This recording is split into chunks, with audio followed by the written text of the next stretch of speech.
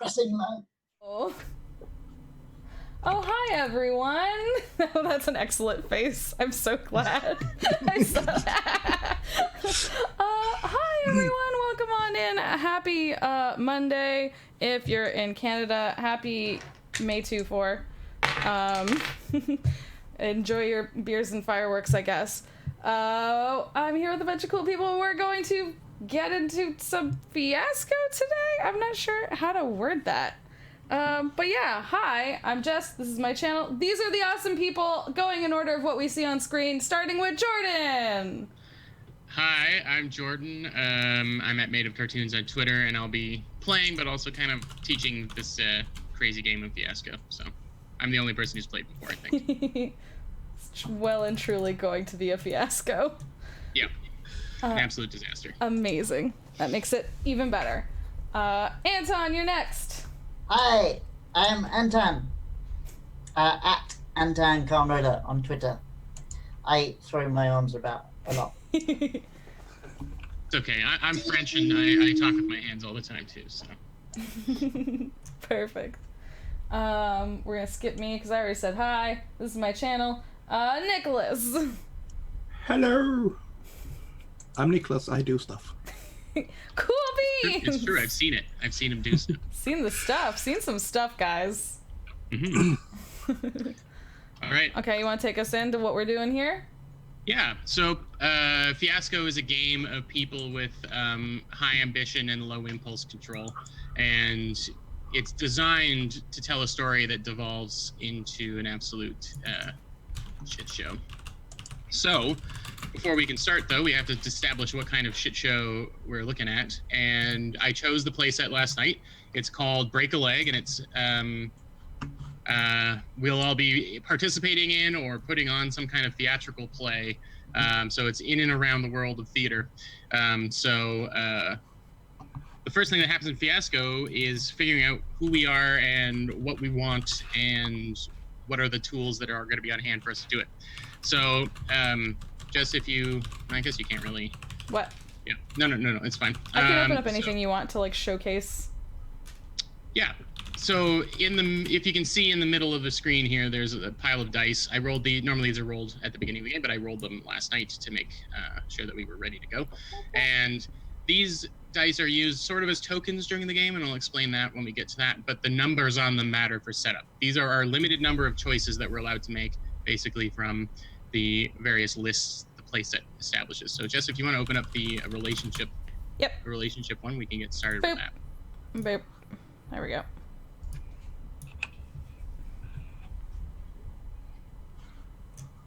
So basically, we've got this like chart of different relationships, and each of us, even though we are playing online, we've arranged each other in a seating order on our screen, and we've each got neighbors. So, for example, I am neighbors with Jess and Anton is neighbors with me and Nicholas, and so forth. We're going to establish the relationships that we have with the people on our left and on our right.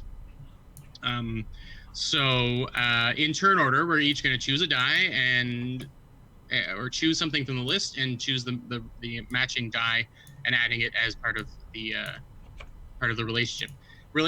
All of these things are broken down into two pieces. So relationships have a header. So for example, number one is family. So when we establish something, someone has to establish the header first, and then someone else can establish the subheading underneath. So I am gonna. I'm first, so I'm going to. I like the community list, so I'm gonna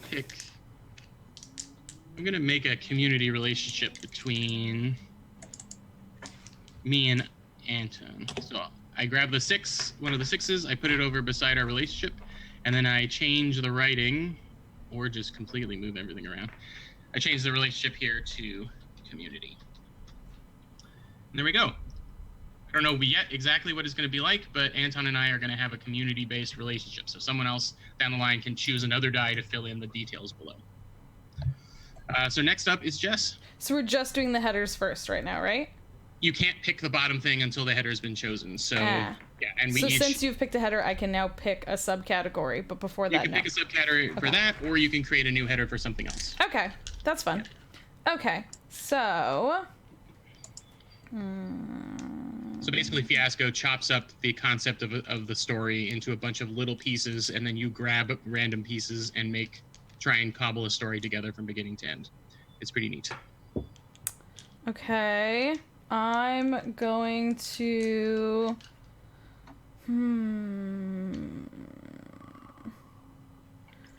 I'm going to choose. Since you and Anton have one, I'm going to choose one for me and Nicholas. I'm going to go with history. Okay. Interesting. Yes. All right, Nicholas, you get to. So you'll drag a 5 over to your. Oh, I see. Okay. You want to make sure you take the die out of the options. So. Oh, I see. And does it matter whether it's blue or No, not right white? now. Okay. Nope. So I just take a 5 and I put it there. Okay. Cool beans. All right. Which brings us to Nicholas. You can now choose something yourself. Yeah, I think I'm going to define the relationship All right. with the history, and I'm going to pick former child actors. Okay. That's awesome. I can't think of any shit shows that have occurred because of child actors, but. Oh my god. And then if you want to go, yeah, very perfect. All right. And now, Anton, you get to make a decision. You could define our relationship. You could start the relationship between you and Nicholas. You could create the relationship between me and Jess, even. Oh, I see. Okay. So I am gonna do the relationship between you and Jess. And it will be a family relationship. Excellent.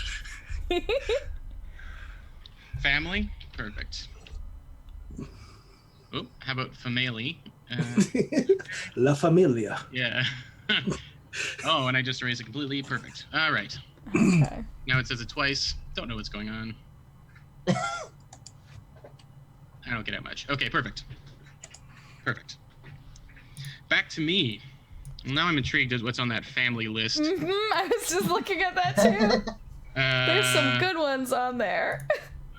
Apparently they're cousins, but don't mention it. I like that. That's funny.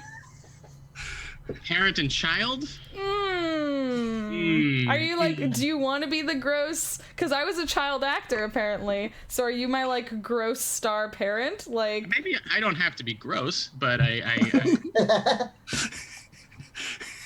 do we have a 1? Do you want to? We don't. The 1 is gone. The 1 is gone. We could be. There's a 5.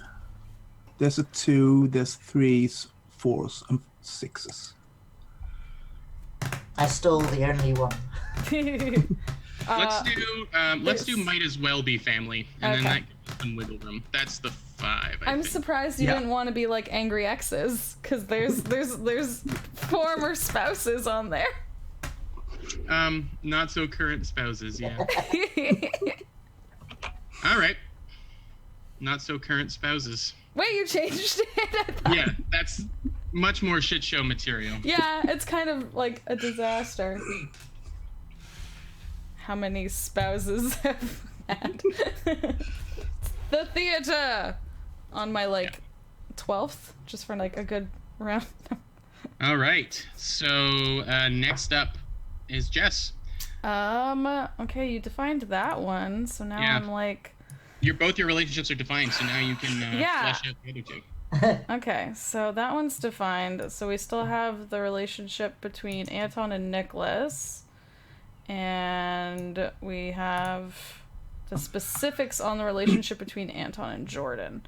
So, what do we got? What haven't we done yet?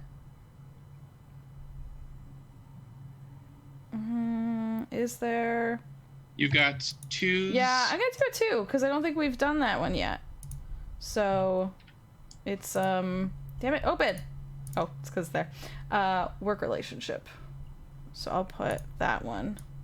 Someone has to do some work around Yeah, here. so apparently it's you guys. So now your relationship is work. Oh, that did not work. Speaking of, there we go. Work. Nope. Did it. Perfect. Nailed it. Ha! Nailed it in one, almost. All right, Nicholas, you have a work relationship to potentially flesh out, and Yeah, and also I'm looking at both the community and the work stuff. Mhm.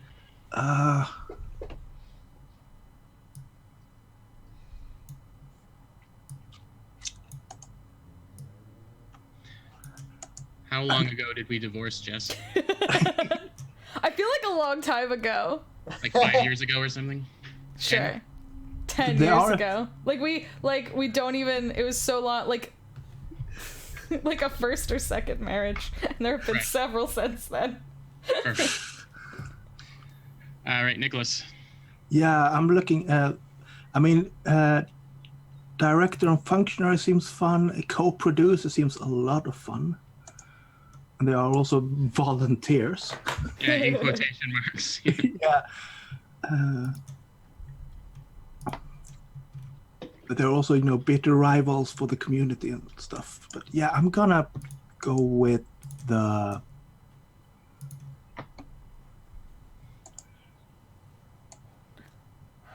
co-producers. All right.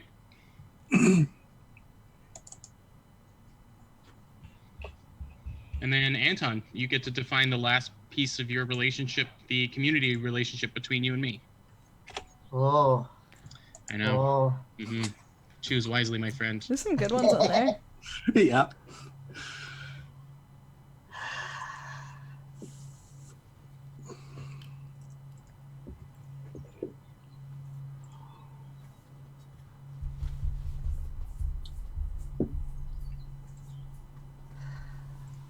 Your options are I am so tempted to go with the bitter rivals. you've got 4s left. You should go with it. If that's what you're feeling. We've just met, so I can be crappy to you. Yeah. I'm not that sort of person. Mm. Ooh. You have the diva as well because we have a shitload of 3s. There's so many 3s. So we got 3, 4s, or 6. Mhm.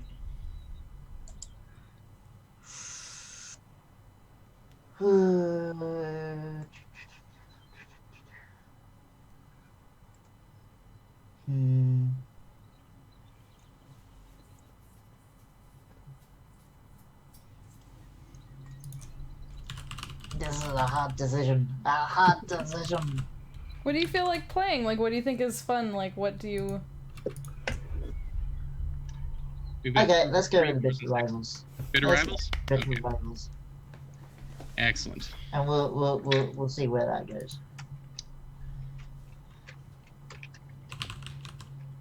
Okay, so that's the relationships out of the way.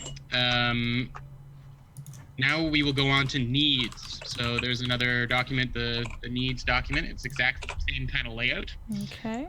with headers and subheaders, except we're going to pick 2 needs, and we're going to put them kitty corner to each other between players. So right now I've got them, like I said, top right and bottom left, but we can have them top left and bottom right. So really, it's up to me, I guess. I define where the first one goes. Sorry, where do sorry? they go? In where it says location object? Yeah, or the need section. It's just they can go in anywhere, but they should be paired against each other because then everyone has a need. So these are kind of our goals to try and the things that we're trying to do. And if you have the need between you and another player, you are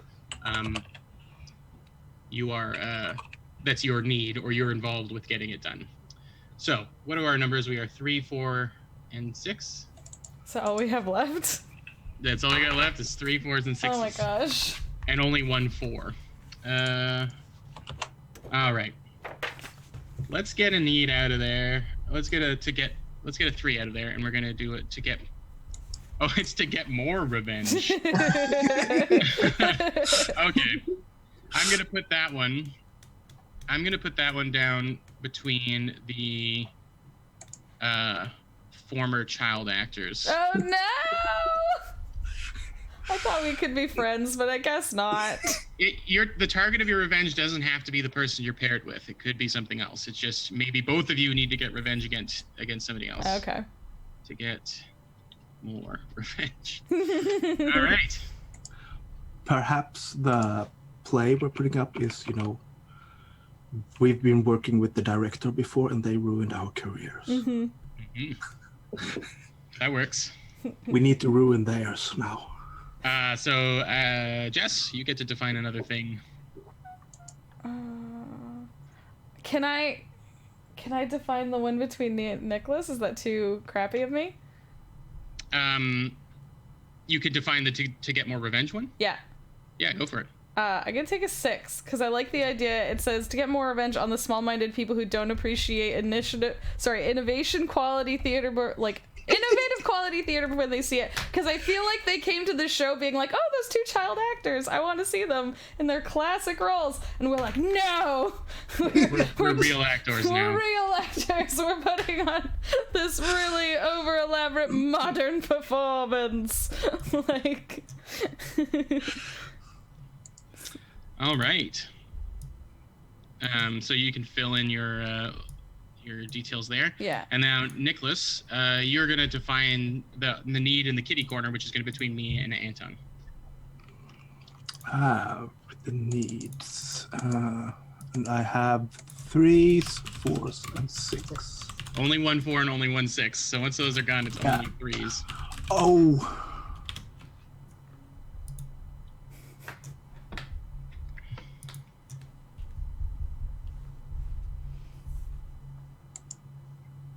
I'm gonna say to be famous. That makes sense with a bitter rivalry. It makes sense. I feel like that's good. So that's in the top corner between. Yeah. That's right. Top left. Yeah. Sorry. I was just confused because it said location object. Yes. Yes. I forgot they could go anywhere really. So it was. So that is to get famous. And now, Anton, you get to define what kind of famous we want to be. And your options are a 3 or a 6. Yes, so I'm going to go with a 3. So you can finally make real art. Wow. It sounds like we're a bunch of assholes. Yeah, already. It sounds like we're super pretentious, all of us. Well, I've already decided that I'm calling everybody darling. Excellent. Wait, I do that in real life. Are you saying I'm pretentious? I'm kidding. Or calling people darling.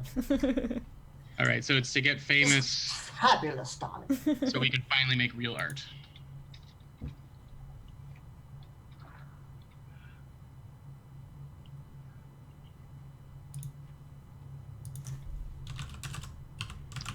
Excellent. All right.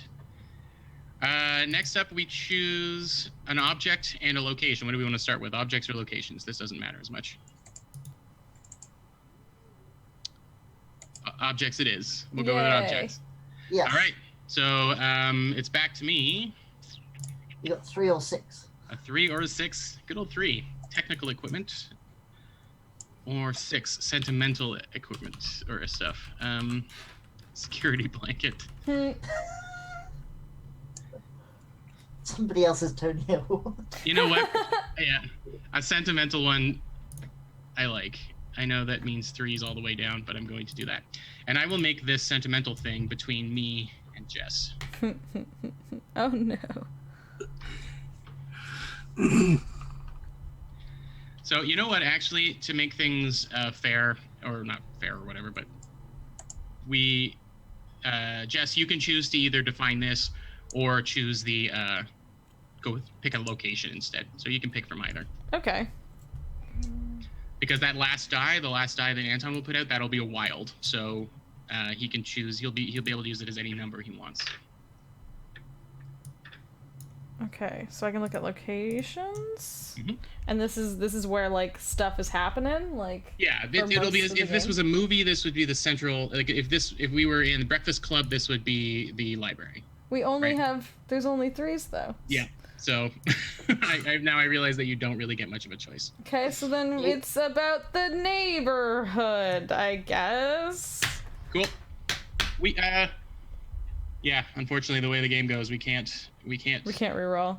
reroll. Yep. Okay. So you'll want to put that, it'll have to go kitty corner to our object. So between Nicholas and Anton. between Nicholas and Anton. Okay. Object or whatever.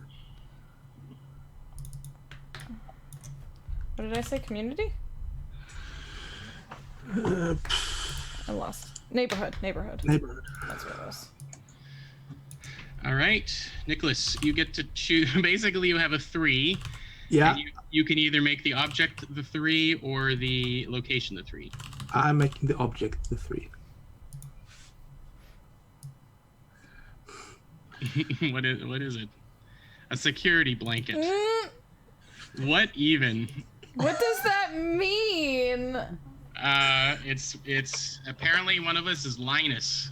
Yeah, it sounds that way. And then I get to choose anything in the neighborhood. Yes, and it can be anything you want. It does not have to be a 3.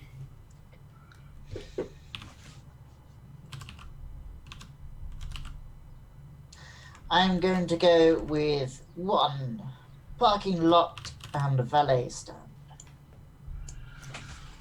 I like that. That's a real hub of activity.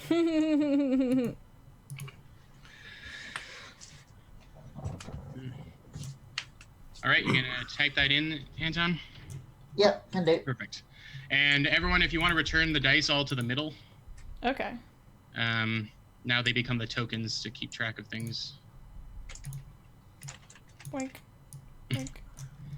Little ghost dice floating around. Ah! Oh, stuck to my hand. There we go.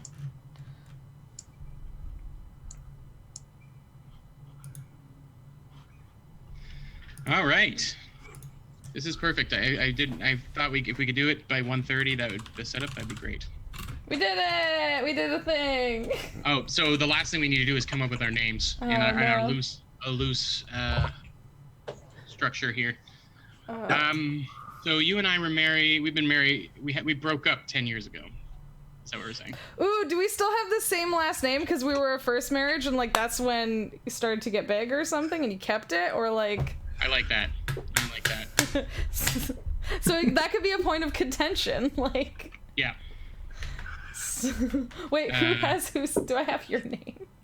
It doesn't matter. We just both have the same name. So. Okay, I'm just wondering. You took mine because I was a child actor, so I was famous. Yeah, you were a little more famous than I was. What's a good celebrity last name? Yeah, I've picked name. Jameson Lovelock. Lovelock, I like that. Oh, I love that. Do you want to put that into your Zoom? I have. Okay. Awesome. Yeah, I can. How about we're the Croonies? So it's sort of like Clooney. Oh, okay. Yeah. And I will be... Kind of like we're crooners? I'm William Crooney. I guess I'll go with... I don't know. I don't like any... Sandra. Sandra.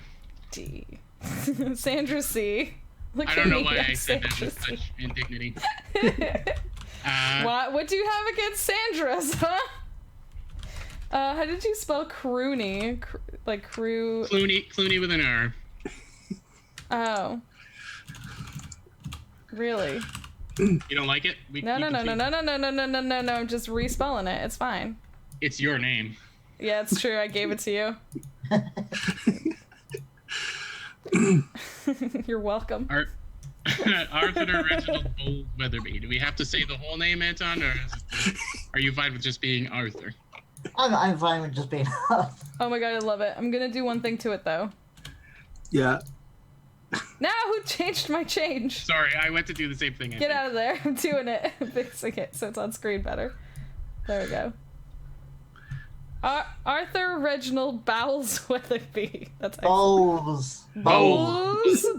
Bowles Weatherby.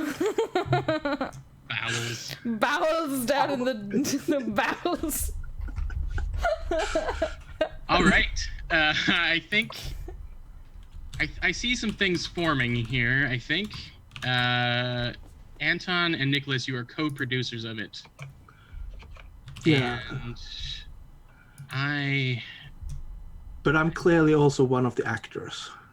you're performing in your own play. You're one of those. Yeah. Wow. Okay. And Anton and I are, or Arthur and I, pardon me, are bitter rivals. I'm definitely trying to get out from underneath my former wife's shadow, and I can also be the director if anyone wants me to be that. Then I don't be an actor in it though. But so I have sort of evolved from being a mere actor. that adds an interesting dynamic between you and Sandra, because if Sandra is still an actor and you are a director now. Yeah. No one's could be taking like a me new- seriously. You guys seen I can't remember what the film's called. It's one of the comedies with no, I'm blanking on all names. Trying to get any element of this to share, and Yeah. it's like Surprisingly, I have seen that movie, Anton. There's a scene where Ralph Fiennes is explaining to the actor precisely how he wants the line said. Oh, you're thinking of Hail Caesar, I think. Yes. Word that it were so George simple. Clooney. That was the name. Word that it were so simple. Yes, I can imagine my character being that sort of character. Excellent. All right, so Fiasco plays out very simply. There are 2 acts, and we will each take turns placing or starting scenes. You can choose just start a scene, and the other players will decide whether there's a good or bad outcome for you in that scene. Or you can choose the outcome, good or bad, and the other players set the scene up for you. The outcomes are shown by either the good outcomes, which are white dice, and the bad outcomes, which are the blue.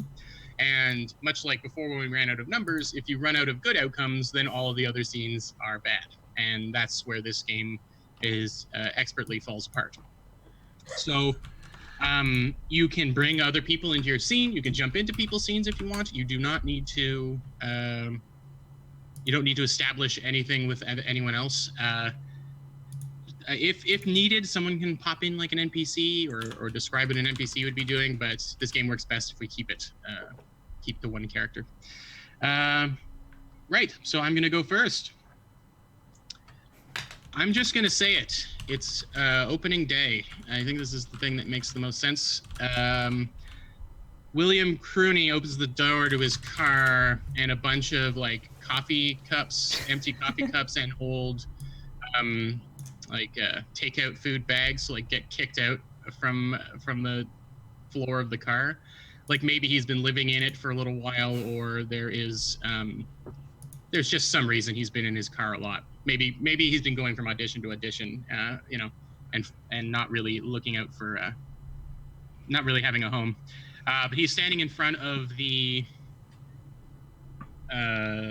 Grand Theater. We'll just call it the Grand, and he's cautiously optimistic. He's found a way to rehearse without having to run into Sandra. Somehow he's got a part there. He doesn't have to interact with Sandra in the play, and he's very excited to actually be back on the stage. It's been a while. It's not a leading role, but he is. He's excited. His ratty car kind of has rumbled up, and he's jumped out, and he hands over to the parking attendant the keys and goes in. But of course, the first person he bumps into is his longtime ex-wife, Sandra. Nope. I arranged this that we were going to run into each other, and I start beelining for the men's dressing room. Nope, I don't need your help. Goodbye. Then you can give back my name if you don't need it so much. Sorry, I can't hear you. And I keep going.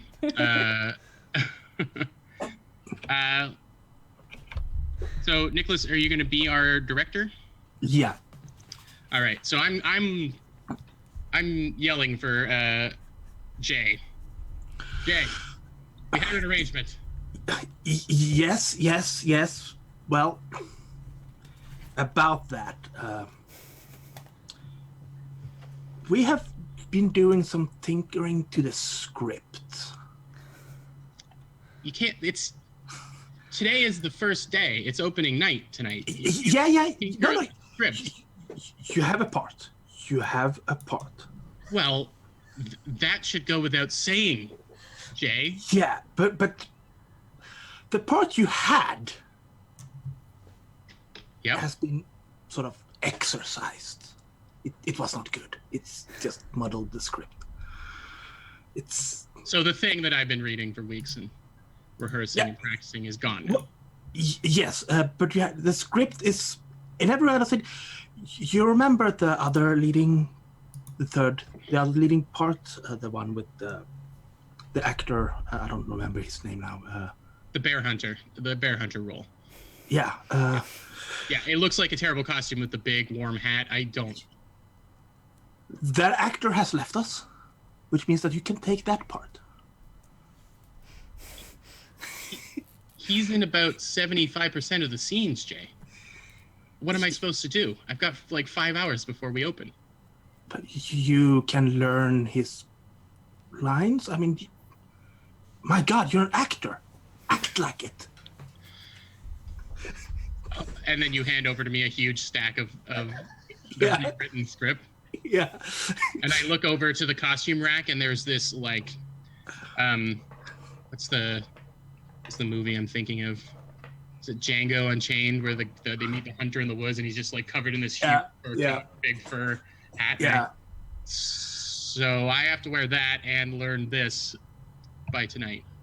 It's just dress rehearsal, so I mean you can fumble your lines if you want to. I mean, also, I mean, you can improvise. I mean, I'm sure you're. I improvised a lot on what was our what was our childhood show called? Yeah. Like, was it like Keeping Up with the Somethings, or like what was it like a family of orphans that had all been adopted and like Bigfoot orphans. Bigfoot orphans. Was Bigfoot our adopted father? Yeah. So he took us all into the woods in his like cabin home in the woods, and we were raised by a cryptid dad. I love this. Yeah, and as I say this, but I improvised a lot on Bigfoot orphans, and it went absolutely spectacular. And then there's you were 8 years old. Yeah, and it was spectacular. And then it's clipped to sort of a flashback where you see clips from where I improvised, and all of that material was cut because Jay has not seen the show at all because he is acting in it. I mean, you don't watch what you're acting. Right. Oh my God, amazing. I like there's the director on the show saying we can't use any of this. Yeah. All right, Jay, you worked with Sandra. I trust you. Fine. Yeah. And you know what? It's a lead role. Yeah. You will get the other person's salary as well. So I mean, I have one more question for you. and I would just like you to be honest with me. Is Sandra behind this? Why would she? She's not producing this. Okay. I go and I... We have a clear hierarchy here, man. Okay, sure. Yeah. Whatever. I go and grab the fuzzy hat off of the shelf and I put it on and I say, I'm gonna have to yell really loud to hear myself in this. And then I go. Pick that up. I wander off to one of the change rooms, the back rooms, to start learning my lines. So because I set up my scene, other players will sort of decide how it goes, and it sounds like I've gotten a bad result. It does. So in Act 1, instead of keeping them, you give the die away to someone else, and that will influence what happens next. So I'm going to return the favor right back to Nicholas. So you'll just accumulate these during the game, and they don't really matter until later. Okay. Okay. All right, and now that is my scene. I'm sweating in a giant bear head hat in the back, trying to learn my lines. Okay. Screaming. That's not going to be warm on stage with the spotlights. I'm sure it's ventilated. Okay, so do they all have to start in that place or like in the parking lot? No, they don't. There's important scenes. If you need a spot for an important scene, you use there. Okay. Or if you can't think of a good spot for it, I guess is what I mean. Okay. And you don't need to do right after, like we don't need to do it necessarily in chronological or what have you. You can jump ahead a few times. I did kind of establish that we have a show tonight, but it's up to you. It can be the next day or something as well. So I mean, sure. So you can jump forwards and backwards as required. Yeah. Okay. And Jay and Arthur were co-producers? Yes. So they're both producers. Yeah, so Arthur helped fund the show and is also starring in it. And I love that. Everyone. No, I'm not an actor. Oh. Jay is Okay. the actor. yeah, Arthur is the bean counter, Oh, I see. Okay. the real producer. I'm like debating. I'm debating if could I do a scene where like no one wants to tell me that Will is now one of the main characters with me on like in the play, and Arthur has been like, he picked the short straw and he has to like come to my dressing room and tell me that like I guess Sure. are you now like the leading, was that like the leading male role, was this bear hunter? I honestly don't know. It was a surprise to Jordan and Will. So. There are 3 leads and I'm one of them. Up to you, Jess. Yeah. Well, and then I was debating using our special object, but I was like, I don't want to just be Linus.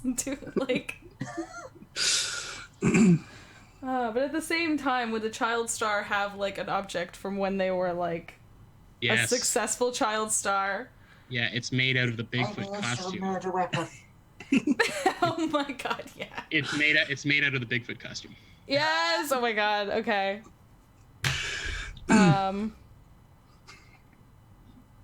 And things can like move around, right? Okay. Yeah, can I declare that? Can I be like, okay, like Sandra is outside like having a cigarette. And you're chatting with Arthur. That's like fine. Arthur has to come out and like break the news to her that Will is now the leading man part, I guess. All right, just start the scene.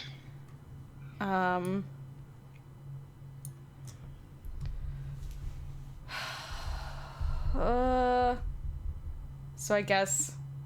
So I just walk out. Yeah. So I walk out into the parking lot and I go,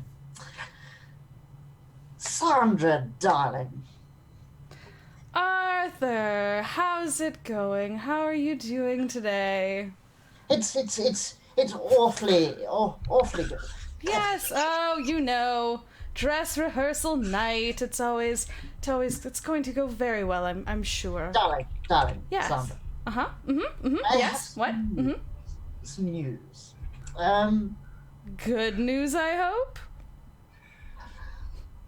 From a certain perspective, I'm sure it could be considered good news.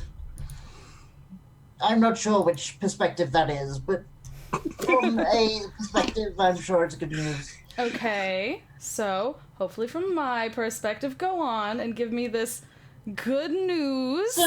So you know, we had a part for a leading man. Well, yes, of course, the bear hunter. It's a very important part.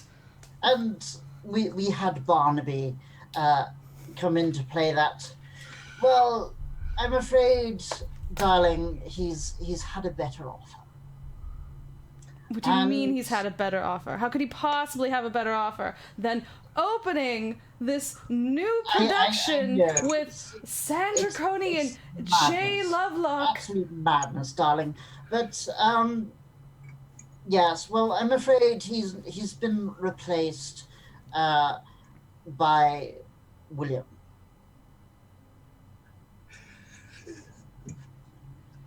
Which William? The William that you once knew very well. I've known many Williams very well. Please choose your next words carefully, Arthur.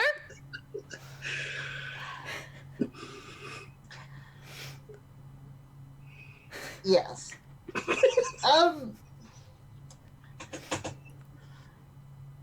Your former husband, William Cooney. I think she just throws down her cigarette and like walks back into the theater, just like slams the door. Stand there and carry on speaking as if you hadn't done that. Yes, I'm terribly sorry. Are you following like behind as I like stomp? No, I'm just standing there talking to the air. I'm terribly sorry, darling. There's nothing we could do.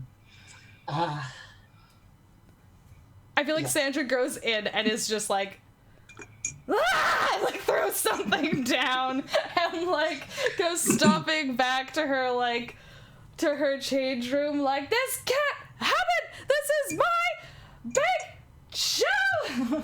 Like, and is just screaming and like goes back to her change room and gets her security, like, which like you said is like, it's part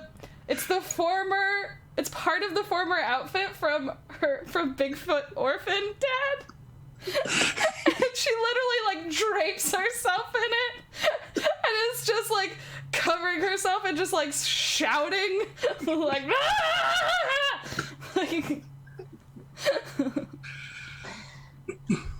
Yes, this is going to go swell. I feel like this is a bad ending for Sandra. Yeah, that's definitely not what she wanted, I don't think. So I pushed a bad die over to you, Jess, and you can now give that away to someone else. I can give it to you. You're welcome. Thanks. For ruining my life again! Firm but fair. All right, Nicholas, your first scene. You can choose the outcome of it, and we'll set it up, or you can set it up yourself, and we'll see where it goes. I'm thinking I'll set up the scene. It's the next day after the dress rehearsal. How did it go? Yeah, we will come to that. There is, the meeting where we discuss what happened. Actors and crew members are there. Everybody. Yeah, and Jay is coming in. Sunglasses.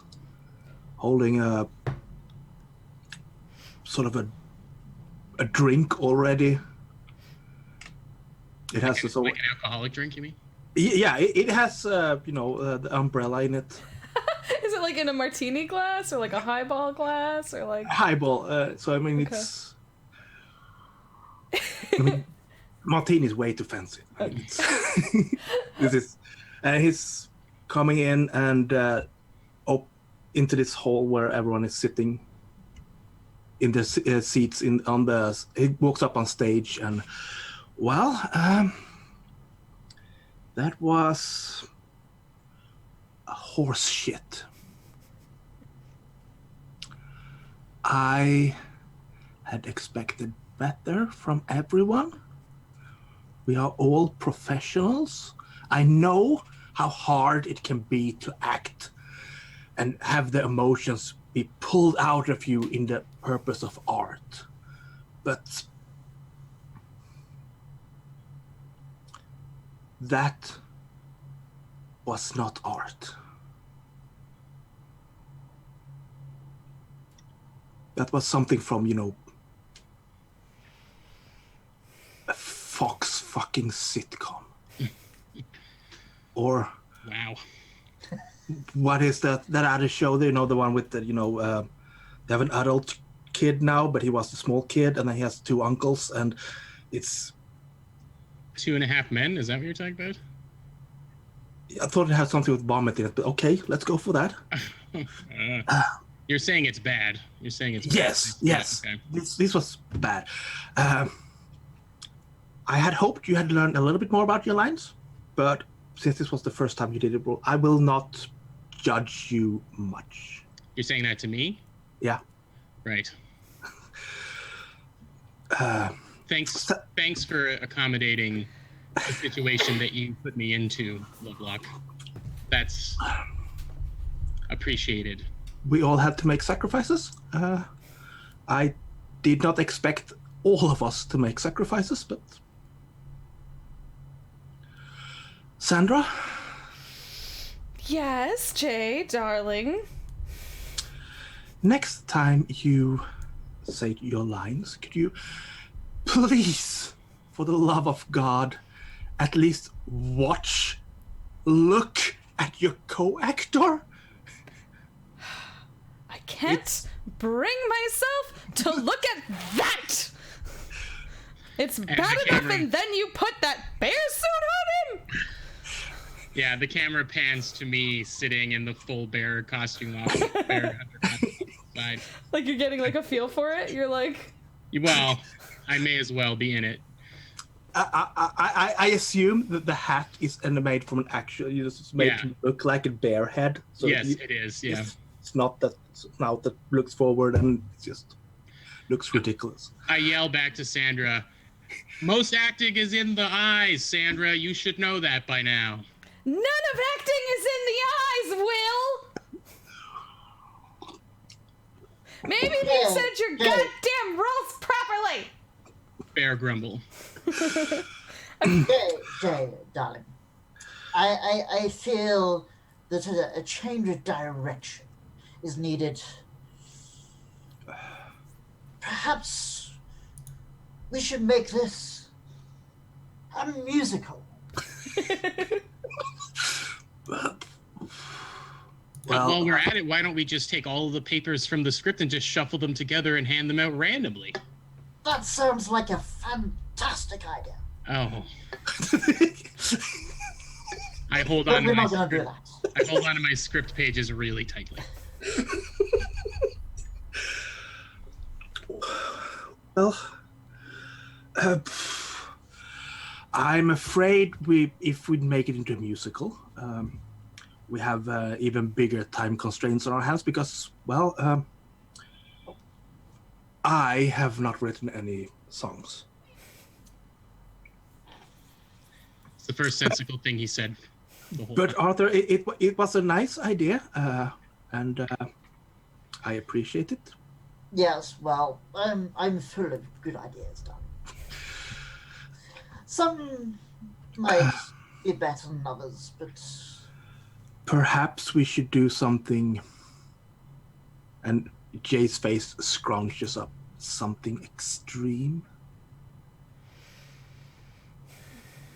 What do you have in mind, darling?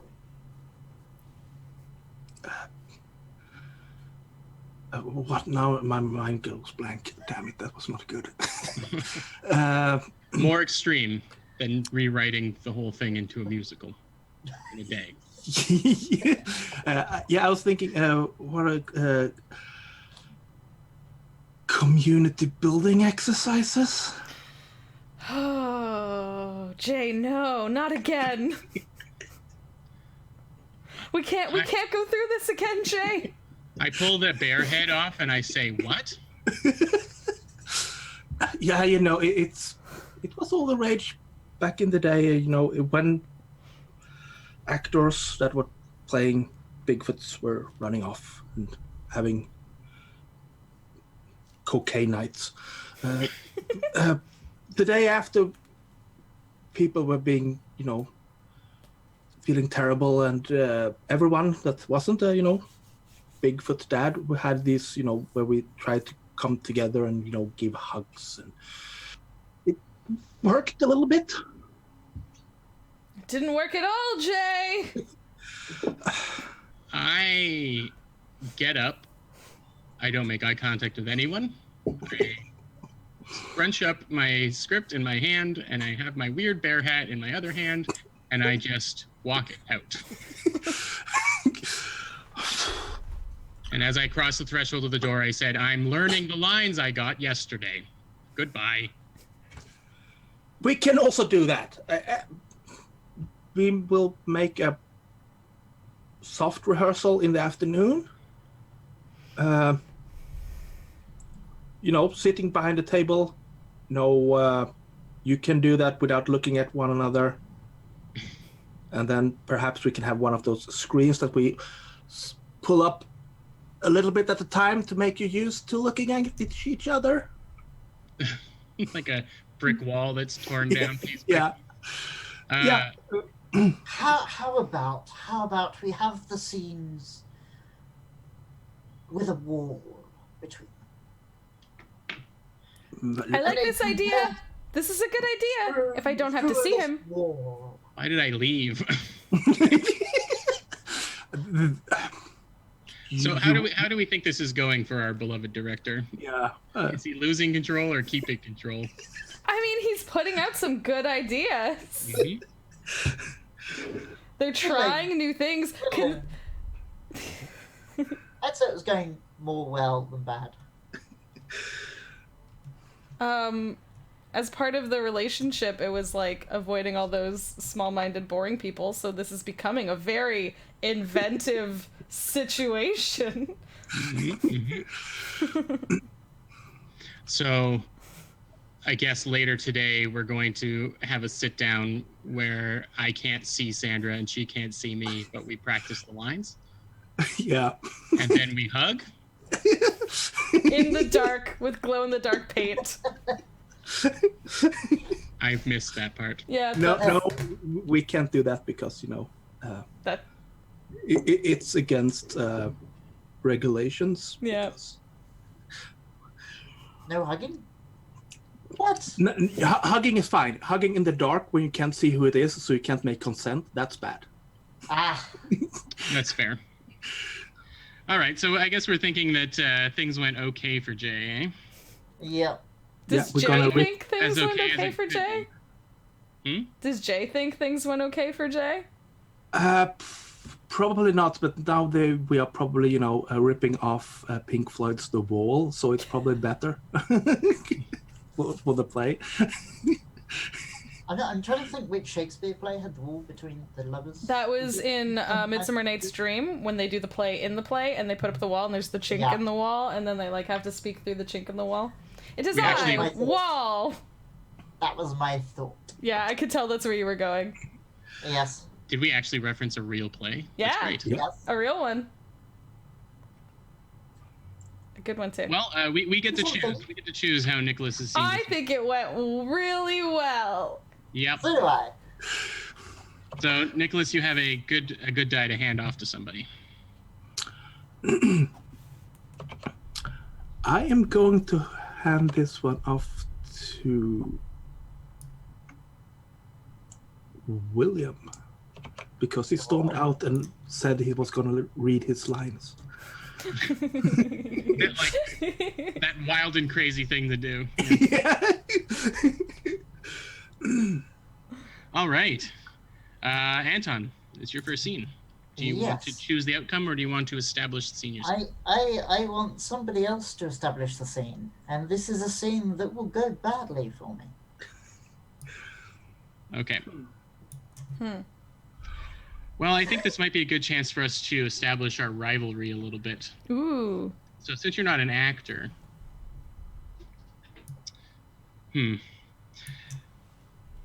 Why are you guys rivals?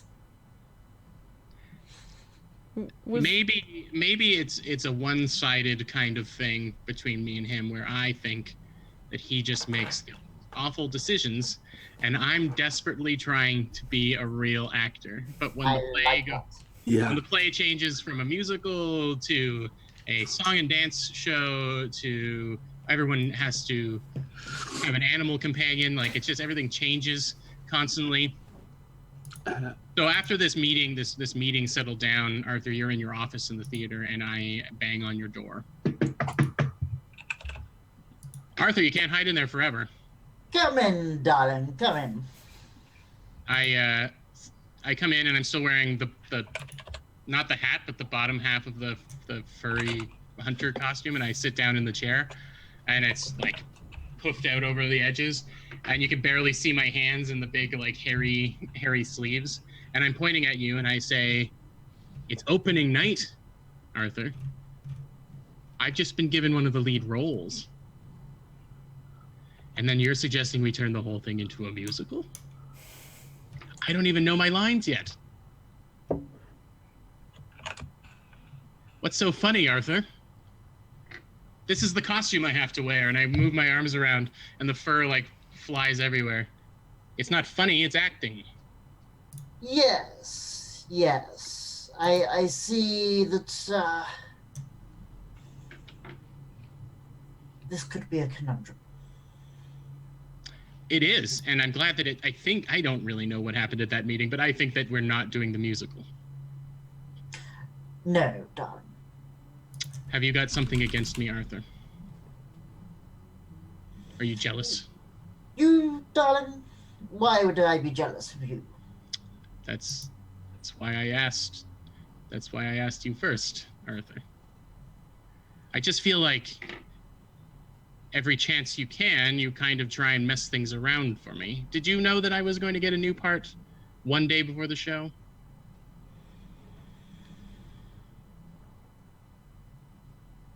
No, darling. I was regretfully informed. So, you're a producer on this show, Arthur. I don't like most of the decisions you make, but you should be involved in making all of them. Yes, darling. Yes. If this show goes bad, Arthur, I still have a few connections back when Sandra and I were still a thing, and I'm going to make sure that you don't work again. Are you threatening me, William? Not with violence. With career death, yes.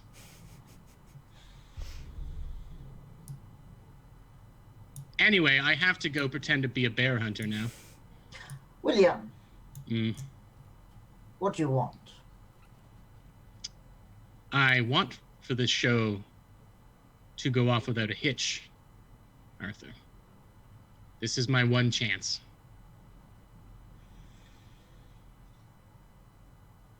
So, the show goes well, or your career tanks. I think that's a pretty good deal.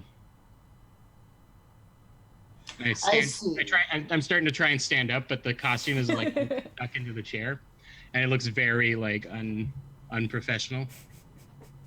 And I'm struggling to not snigger at this point. Yes. Yes, I see. Good. Good. Very well.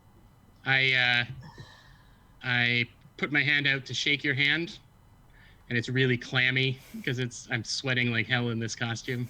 And I just sit there and look at it.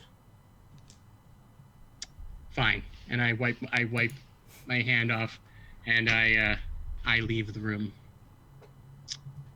So, bad ending. I think I orchestrated. Yeah. Yeah. I didn't respond terribly well, but yeah. Yeah, well, maybe Arthur didn't know what to do. Is this Arthur, does Arthur also view this as his big chance? And, it getting ruined will, Yes. So, yes, because if you think of the need, we have to finally make real art. So this is our chance as well. Mm-hmm. So you're trying to prove that you're not just the guy with the money. Yes. Right. And I feel that you're going to ruin that. Yeah, I'm probably talking out of my ass, but I'm having a bad couple of days, so. Yes. I had a little idea earlier that I had gone to Jay and told him to fire you. Well, that can still be a thing. I just don't know about it yet. I didn't. Yeah. I know the reason why. If you want Arthur to be the one that suggested that Will should take the role, is that because Will and Sandra Crooney looks better on the poster, so we'll attract. That seems like a good reason for why it would have happened. Yeah. Yeah. Cool. All right, Anton, if you want to give a bad die to someone else.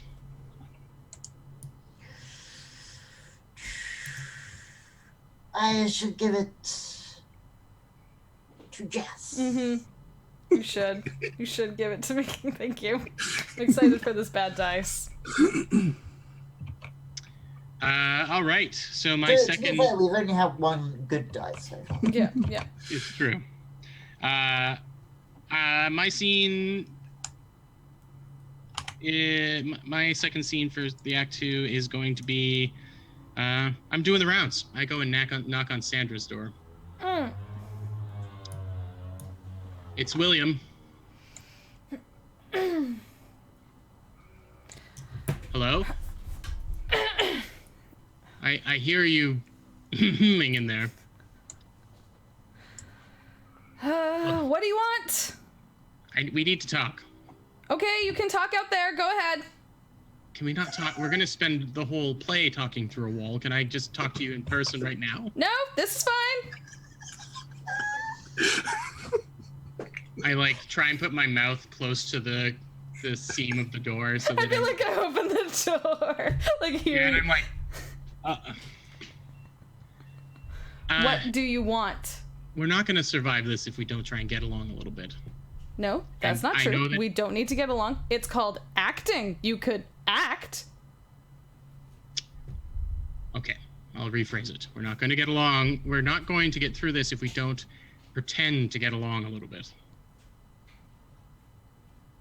Is that reasonable? I know I concoct a situation where I didn't have to see you, but now I'm in a situation where I do have to look at you on stage. And as much as the big thinkers, Jay and Arthur, would like, we can't have literal walls or horse blinders or whatever blocking our view of each other. This is... I don't see why not. I don't know of many plays in which it has happened before, so maybe that would be a great idea, and maybe it would go very, very well, and then I wouldn't have to look at you, and it would be very good for me. Normally that would be a sign that you shouldn't do it if not a lot of other plays are doing it, you know? No, this is a very new, very inventive play. We don't need to do exactly what everyone else has said we should do before. That's not the point. Even on making those decisions on opening night. Then it will be even more exciting, because we'll have to figure it out as we go. Improv, Will. It's a thing. Why has everyone become obsessed with improv? since I've gotten back here. We have a script. We have hundreds of pages of script. I was reading my original part, and now I'm trying to get caught up on this. If we're all saying whatever we want, Sandra, then it's just me sweating in a furry suit on stage, looking like an idiot. I don't see how that differs from every day with you. If everyone's following the script, at least the costume makes sense, Sandra. That's all I'm saying. You know, I don't know what you have against fuzzy costumes. And she goes over to her chair and she puts the big blanket fuzz on her. She's like, these did just fine in Bigfoot Orphan Dad. So, it's clearly a winning thing and it could be fine. Sandra, I really wish you wouldn't try and bring it back to this again. Nope. Okay? This is fine. This is... I am not jealous of your Bigfoot success. Oh, And really, William? if furry costumes bothered me that much, why would I be wearing this one? Right? Because you have no choice. Some of us wear these by right, William. You have not earned that furry costume. I pull the hat. I'm usually carrying the hat around, and I pull the hat over my head, and I lean towards you, and I say, "We get along. You read your lines, and I'll change my last name."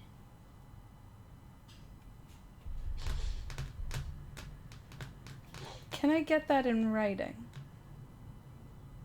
I grab a piece of paper and I write it down. Is it part of your script, or did you just rip off one of the just pages back of my one script? It's the back of one of the script pages, one of your script pages. That's fine, I don't need it. I have memorized and I could come up with better lines anyway. Do we have an arrangement? I think she takes it and reads over it, and she's like... It just says, "If play goes good, Will change name. Signed, Will." Is basically what it says. Date it! Sure. Whatever. Stanley! And she calls in a hand that's like, "I need you to witness this document." Just sign and date right there. Yes, there, perfect, thank you. Okay, we're good. Goodbye, William. Good. Goodbye then.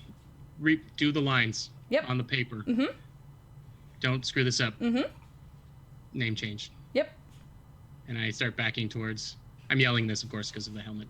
The hat. So there you go. I don't know if this is a good or bad ending for me. But, I mean, you kind of got what you wanted. Yeah. Yeah, it's what I put forth, so... It's up to you folks to decide. Yeah, I'm leaning with the good. Yeah, you kind of got what you wanted. I think it's a good ending for you. Excellent. And I'm going to pass this over to Arthur. Oh, thank you. He's going to have the happiest ending of all. He's the only one that's going to have a happy ending. It'll be amazing. All right. We Jess. don't know that yet. Jess, it's your second scene. Okay, here's what I want to happen. So, camera is outside near, car parking lot, whatever, and Sandra's outside having a smoke again, as she does. She sighs and finishes it. She is a terrible person, so she just throws the butt.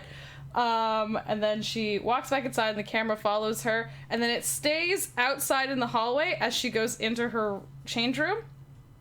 And then there is just a shriek. And she comes barging back out. And she's like, "Where is it? Where is the costume? Where is the blanket?" And it's got her... What did you said, "Where is the blanket"? Yeah, where Okay. her Bigfoot orphan dad blanket is gone. So I'll be walking down the corridor at this point. Sandra, darling, calm down. She Calm grabs you by the shirt, and she's hysterical. Darling. It's missing. And I just grab you by the shoulder. Get a hold of yourself! Please, Sandra. I need Darling, it. darling. Arthur, I need it. Arthur? What has happened? Someone went into my room and put their grubby hands on my things and took Orphan Dad's blanket.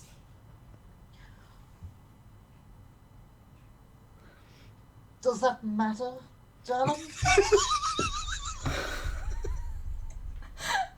I think she literally just like shrieks and pushes you back and goes like stomping down the hallway looking for someone else to like help her with the fact that her blanket is missing. I will not perform until I have my blanket. And I'm thinking this goes on for a little while, and everyone. It's another one of those meetings where everyone is in the theater, on the stage, and Jay is standing there, and I'm thinking Sandra is also standing up there, crying. Yeah. Just like with like makeup down her face, just like really, really terrible. Someone has made a terrible crime, and my dear friend Sandra's. Can I make a quick suggestion? Yeah. Can we say that Sandra's scene just ended badly, and now we're starting Nicholas's scene? Yeah, we can do Kind that. of seems like that makes a That transition. seems like how it went. Yeah. Yeah, sure. So, if that's all right with you, Jess. Yeah. I'm taking my bad dice because clearly that was bad. But you hand it off to someone else. And I'm giving it to Arthur, who didn't understand my pain. That seems fair. Yeah. Oh, All right. It just felt so appropriate. Yeah. So I'm on stage, and Sandra's there with me. I'm thinking the rest of you are in the audience seats. I'll be in the wings. Yeah. Someone has done a terrible crime. My dear friend Sandra here, her memorabilia from the excellent TV show Bigfoot Orphans has been stolen. It's kept her sane and normal this entire time. From a muffled bear costume covered guffaw comes from the audience. Which one of you took it? Which one of you wants it? Yeah. And if you are uncertain about this, and Jay will pick up one of those buttons, then a remote that he pushes, and then a projector on the stage will be showing a big image of the bear. The Bigfoot. First, the Bigfoot dad, and then sliding through, and then see it in different poses, and then even Sandra with holding the blanket, and then even also it ends on a photo that just shows the blanket when it's hanging in your dressing room, and then it's a circle around it with red color, and then it points an arrow at. This is what has been stolen, and if it's not been found within the hour, this entire play is in jeopardy. I mumble to the person sitting beside me, not so that you don't hear, but I say, "Oh, it'll be in jeopardy."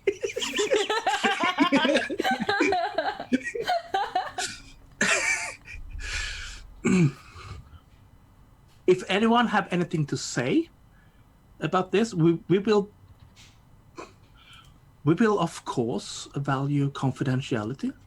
So we will have a closed basket going around, so you can drop notes in it.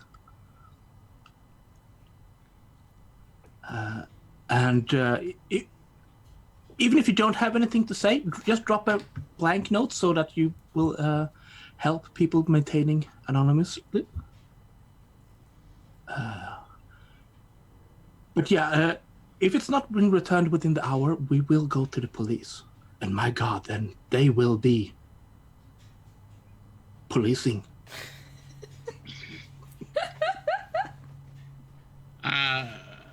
I feel like this is a good scene for Jay. He definitely laid down the law. Yep. And I probably curried a bunch of Sandra's favor. Yeah, she's nodding behind Jay. She's just like. And you keep pointing up towards the screen where the. I was thinking if this had ended badly, it would probably been it would have just been people who writing stupid things on the notes. Well, I think that's going to happen regardless. Yeah, but only nothing. Everything is just this play sucks, and then But as far as the theatrics of it, you seem to have, in my mind, you've expressed your authority, definitely compared to the last meeting. So. Yeah. So I'll take a good one, and then I hand it off to Jess. I almost want like Arthur to get all the good dice, and then in the end he just like drives away, having the bear blanket with him, just like ha. Sorry, that's just an image I had. Yeah. That also, I mean, that's right. Arthur didn't give any good ideas. Arthur doesn't know what the hell is up with the stupid blanket. Yeah. I have no idea. Yeah, I'm gonna give it to Arthur, by the way. Yeah, because he doesn't see this as this is just what is this? This is just nonsense. Yeah, what is this? But he's not vocal about it like Will, so he doesn't try to disrupt. He's a babe in the woods about this blanket. Yeah, Right. Makes sense to me.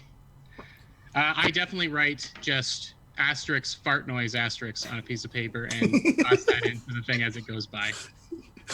And I sign it. Love, William. Yes. And there's a little heart over the eye. Jay will take all the notes and then compare it to the contracts that has been signed, so you can see who's writing what. Okay, that was Nicholas's eventful scene.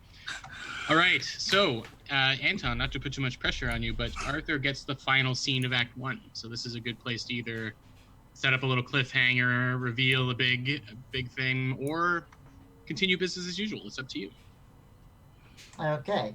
I'm going to set a scene in Jay's office. Mm-hmm. As he's going through all of our trying to figure out who. Yeah. So he's sitting there in his office, and I come up and I knock on the door. Yes, enter. Jay. Arthur. Jay, darling. This show absolutely must be a success. I don't see how it can't be one. I mean, we absolutely have to try our very best. Jay, there's a lot on the line. Are you not happy with the CGI projected bear? Is that it? No, Jay.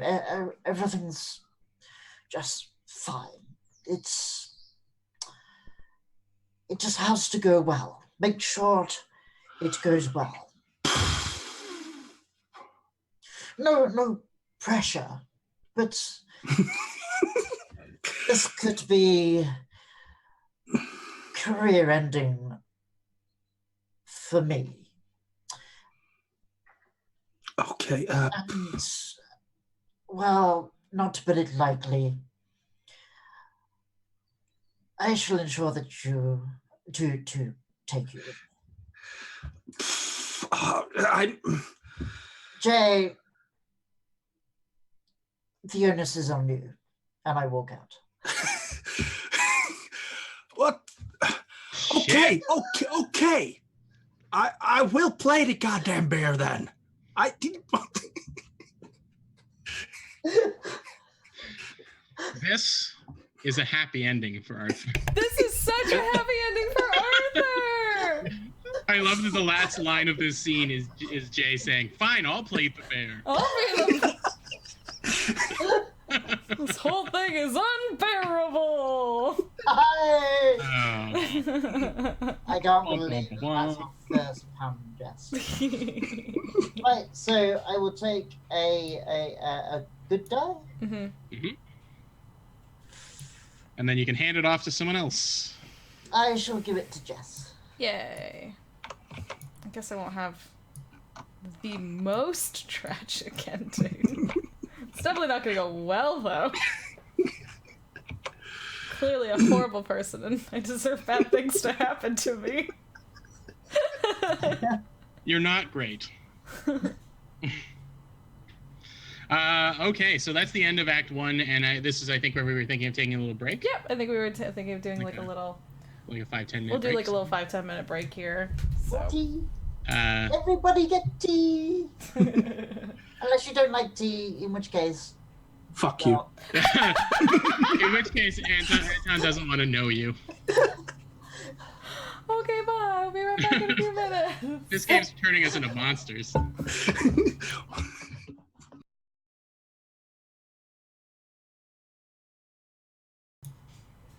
I think it still ended up a bunch of 3s. So. Okay. And we're back. Hello. Continue talking about 3s. 3s are the magical number today. One, so- a 2, a 3. After the first act of Fiasco, there is a tilt. Literally, the whole story starts to topple over. It works a lot like the setup. We've got, Jess, if you don't mind opening up the tilt, the hard tilt. The hard tilt? Okay. Mhm. Did we earn that with our rolls?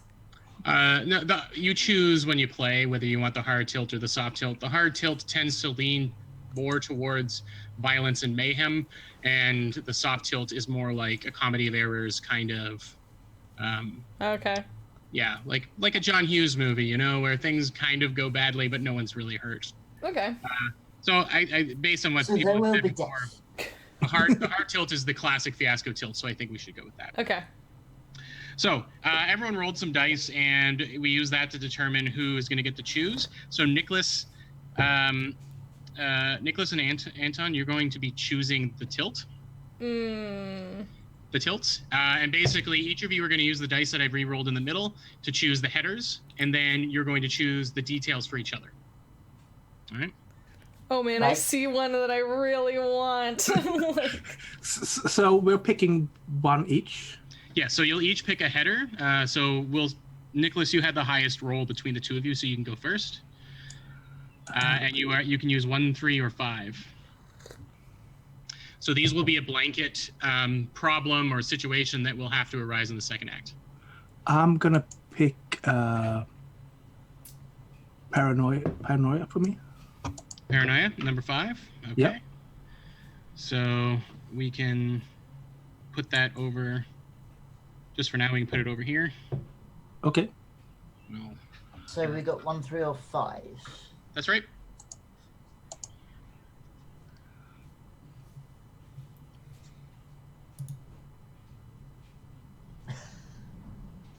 I'm gonna go with 5.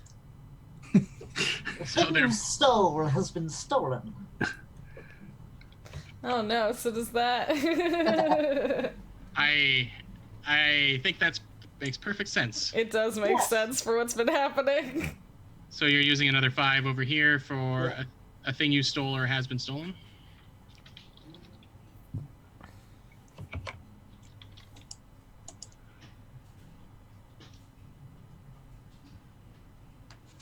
Okay. Okay. And then Nicholas, you choose the. Oh no, Anton, you'll have to choose the header for the other one. as well. Yeah.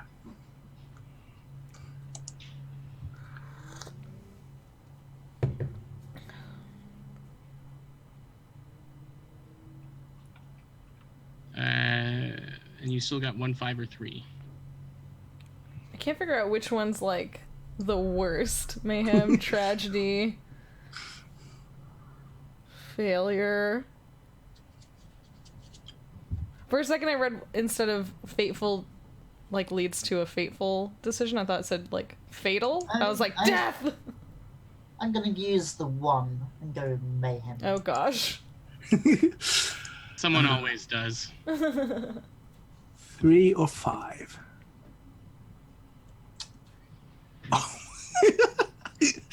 Oh.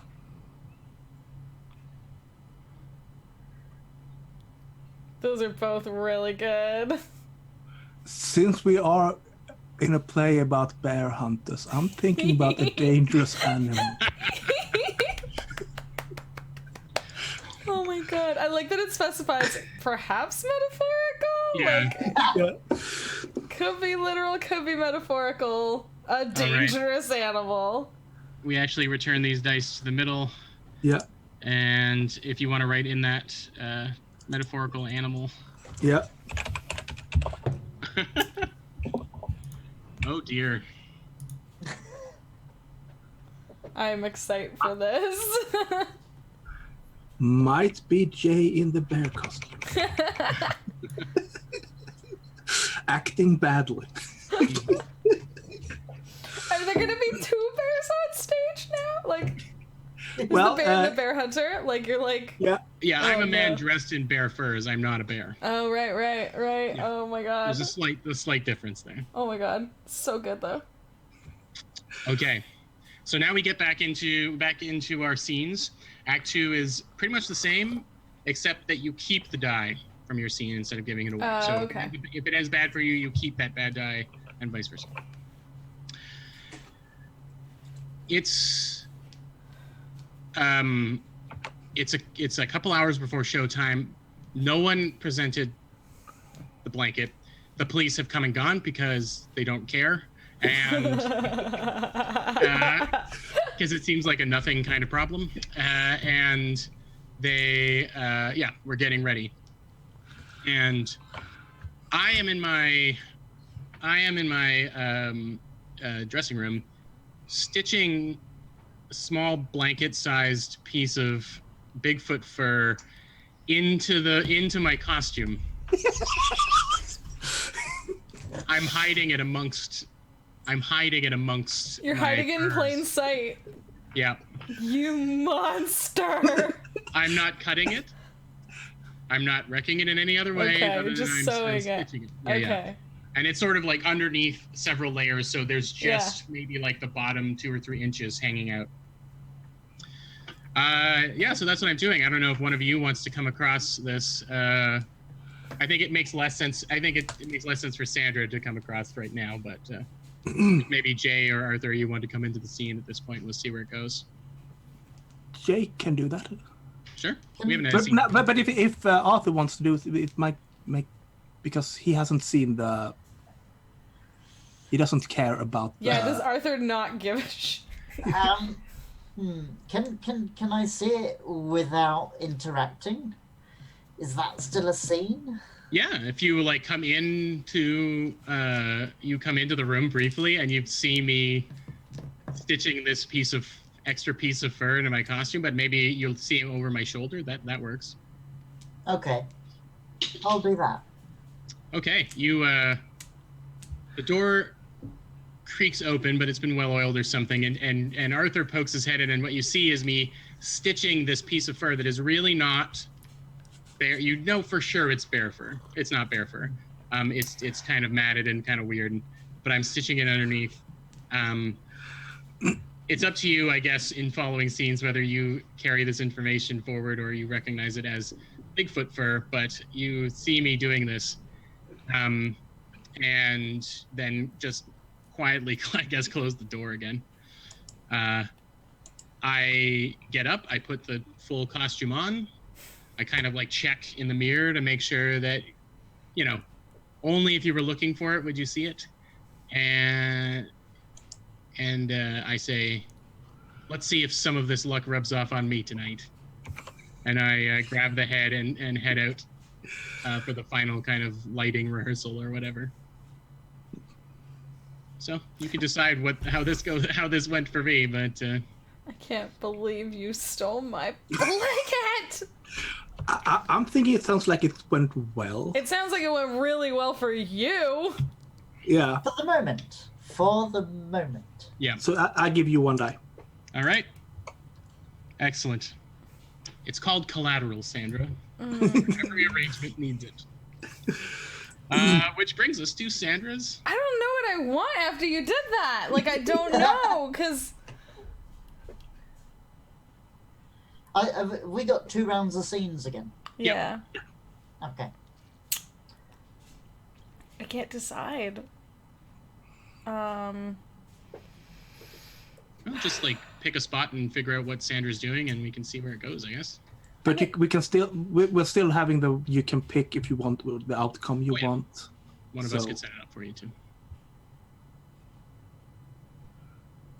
I don't see how things can go well for Sandra at this point, honestly. Like, I don't see how things could turn in her favor. I feel like this is going to go real bad for her no matter what happens here.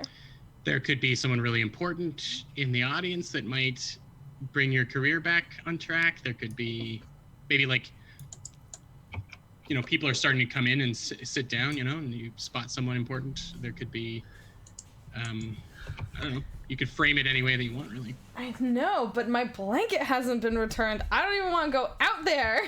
Like. But this is a leadway into the needs for vengeance. Oh, that's true. To get If revenge. only you knew who stole it.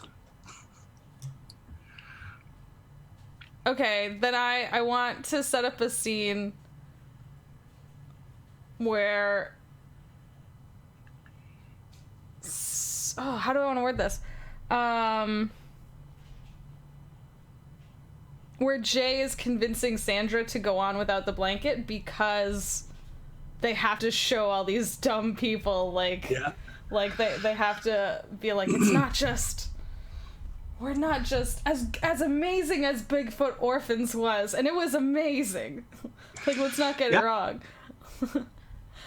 we need to do something else. I'm working on this one as well. Okay. About halfway through. Well, Sandra, you can't just sit here. I know the blanket is your life. It's been there for me when no one else has. We all have our securities. You have your blanket, I have my liquor. I mean, we all... Yes, your liquor. It's been so good to you. Yeah. It's... And I take a small sip. But we need to show them. We need to go out there and show them that despite that what some low-level rodents... thefts happens, we are the bigger people. You're right, Jay. We give them hope, even in adversary. The show must go I on. will knock on the door.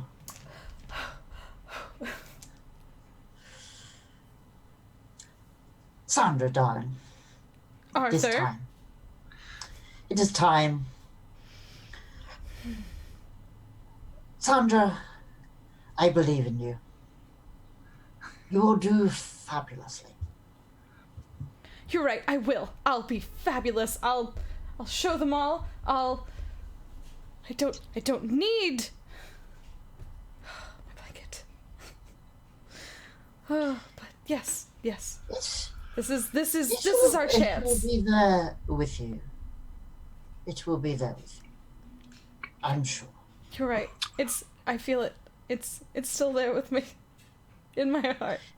Now go out there. This is what show the Bigfoot Dad would world. want. Show the world what you can do. You're right. I've got this. It's going to be like nothing else.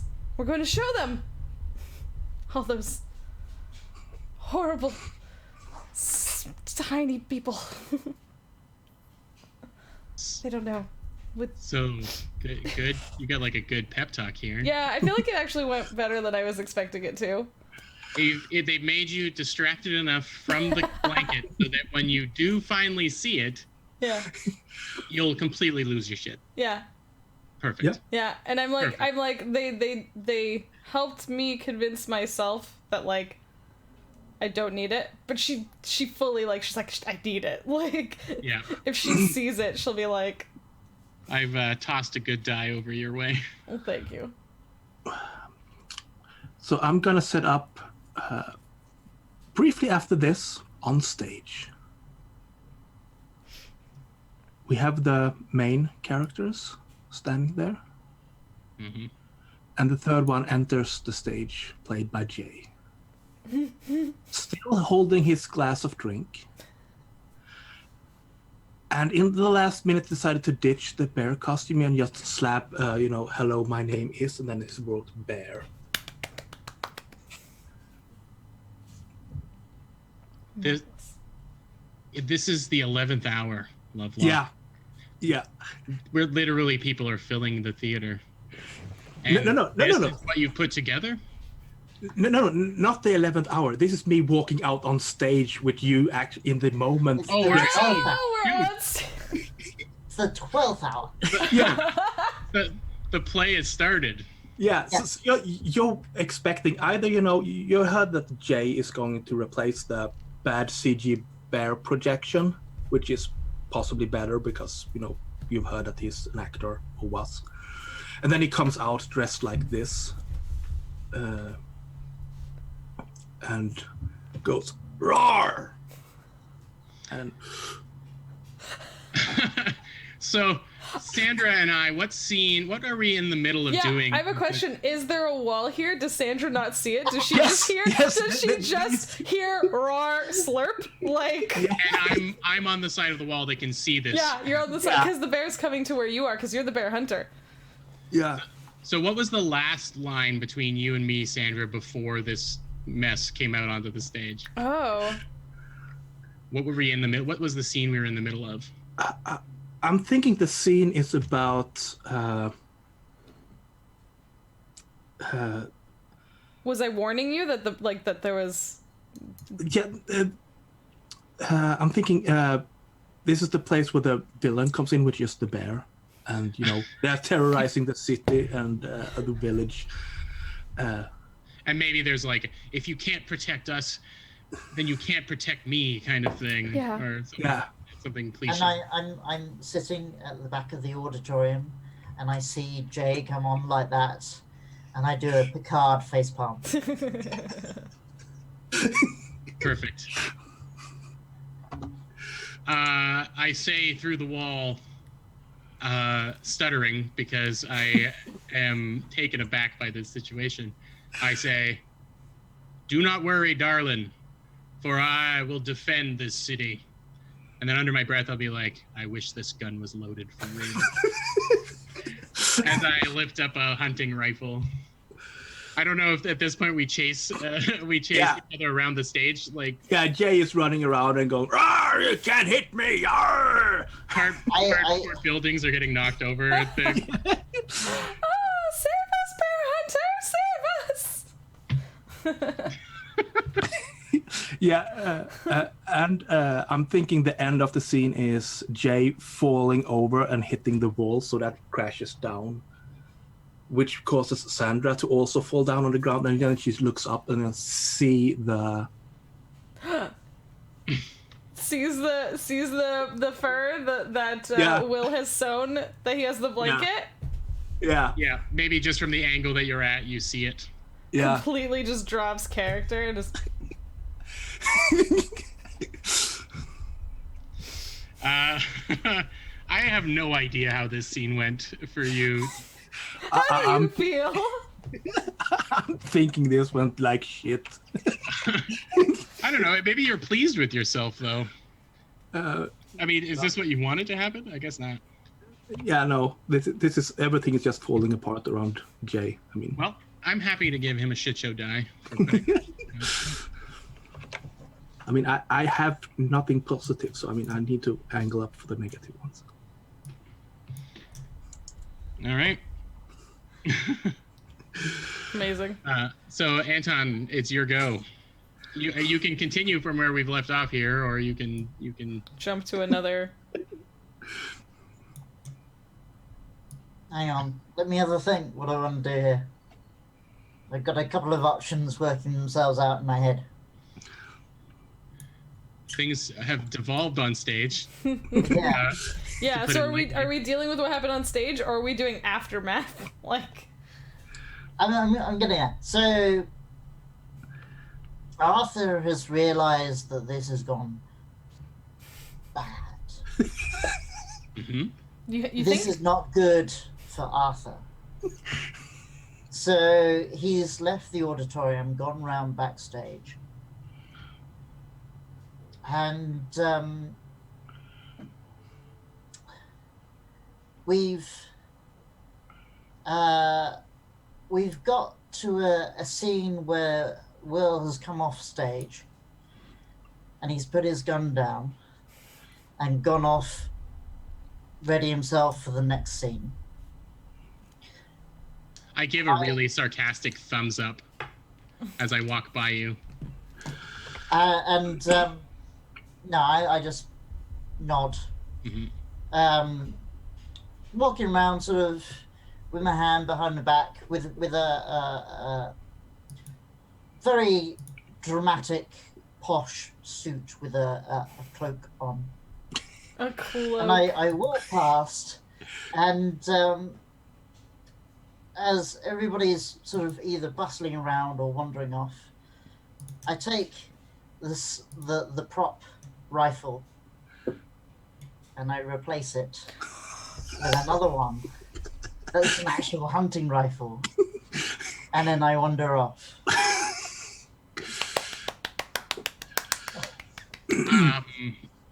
Okay. Okay. That is amazing. And then I just say, I warned you, Jay. And this is really a two birds with one stone because I'm the one doing the shooting. So this is excellent. Excellent, Arthur. Well, Anton, welcome to Fiasco. So I personally believe that went really well. Yeah. Yes. Yeah. I'm liking this. All right, Arthur gets another good die. I knew it. Arthur's gonna get the happiest ending of all. Even though he's a cold-blooded murderer. Yeah. I mean, he is the financier, so I mean, Yeah. it's all in character. All right, so this is the second half of Act 2. How does it start with me shooting somebody? Is this how this goes? Or is that like the climax near the end of the play? I feel like. Yeah, maybe we leave that since it's Anton's plot, Arthur's plot, we leave that for him to like. Maybe we can do some backstage drama or something right now. So. Well, like, okay, I have questions. Like, did we put the wall back up? Do we have a romantic moment where like Sandra still refused to like hang out with Will, and so they're like touching from the other side of the wall? Like. At the same time, I'm trying to bring this back to a sort of wash what's happened under the carpet and carry on as if nothing's happened. Right. To reset everything. Yeah. Let's say for my scene, there is a part where the bear, Sandra, you've got some kind of soliloquy or something, and Jay and I are backstage. Okay. And I am just standing beside him. I imagine, Jay, that you're propped up against me a little bit because of how much you've been drinking. And I have the gun, and I'm standing it's the stock or whatever, the handle of it is on the ground, and my hands are crossed over top of it, and I am just fuming. Like you can feel. That went quite well. I know that you're looking through booze bottle glasses right now, Jay. No. Not only I did some coke. I was ordered to do whatever was necessary, so I thought, let's just bring it all together.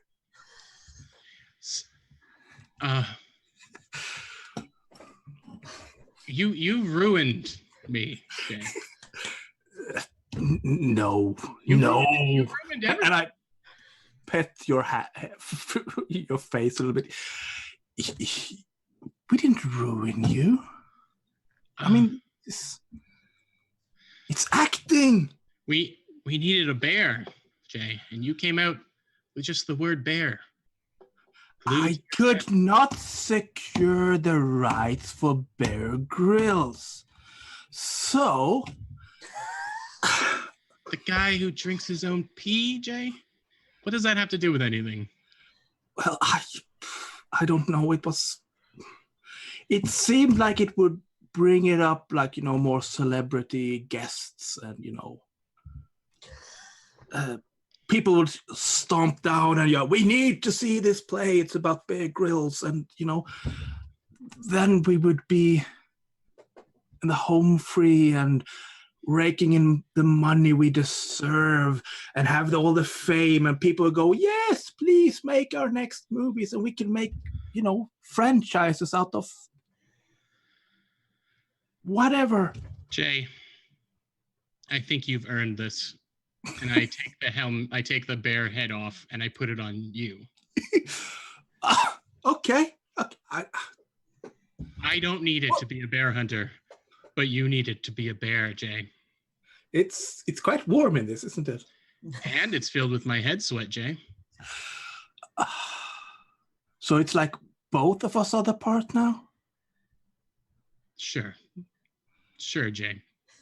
We are both bear and bear hunter simultaneously. I knew it. This is, postmodern in its best sense. Perhaps we should have one in the audience as well. Have a bear in the audience. Can we call it Sue? As Jay rambles on about the other bears that he's going to plant throughout the theater, I just stoically and angrily stare up towards the stage as Sandra finishes continues her soliloquy. And I've got like matted down, sweaty hair because I've been wearing this basically 24 hours a day for 2 days. So. And that I don't know what the scene is or how it went, but this is the scene. So you can decide. I don't think anything happened or was resolved.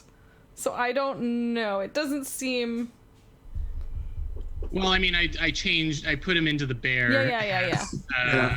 And so this could only go well. I've conceded, I guess, to him that this is just how we're going to do it now. Yeah, and I think it went well for you because you're no longer sweating on stage. That's right. At least about the face. Yes, I'm not sweating about the face. Sure. I'll take the last good die, and then we've got 3 bad scenes. That's exciting. Except for the last. The last die is wild, so you actually get to choose if it's good or bad. Okay. Yep. Oh. All right, I'll take that. I'll take that good die, I guess. Yep. And now we go over to Miss Sandra Cooney. Okay. Like I said, I think the wall went back up. I think it got slightly crumbled, so I don't know if bits of it are missing or it's literally just duct taped together at this point. And I think despite what Will wanted, we ended up keeping the wall in the play. And I feel like we have a romantic scene we have to perform through the wall. Definitely. So I just feel like it's like Will is on one side and Sandra's on the other, and it's just they have their faces up against the wall and they're just petting it, and they're like... Is there an awkward scene where we're both trying to line up a kiss? Definitely. But because there's a wall, we're keep missing each other. Yeah. I do we even know? I don't think we would even know. So I think we're literally just I'm thinking originally when we did the rehearsal, someone went in with a marker to mark out where on, but then when we built it up, it's all in different places. Right. Nothing's lined up.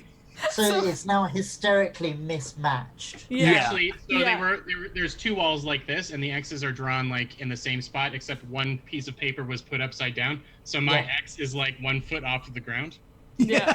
So I'm is this really where I'm supposed to kiss? And so I'm leaning down to like kiss somewhere around your shins. Yeah. And you hear the sort of tumbleweeds in the audience, Yeah. and a few people get up to go. Yeah. What is Sandra? What's your line? What's the romantic line?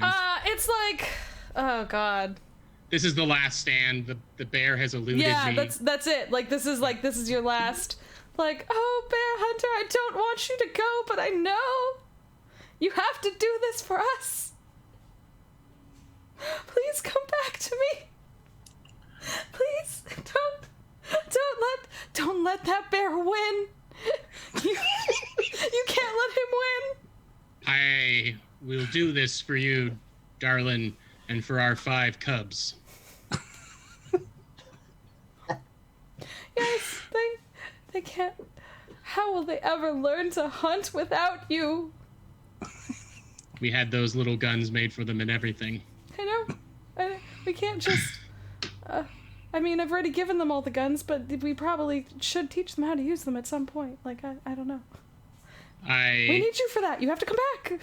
Yes. I kissed the wrong part of the screen and then stalk off the stage. Like, you know. Yeah.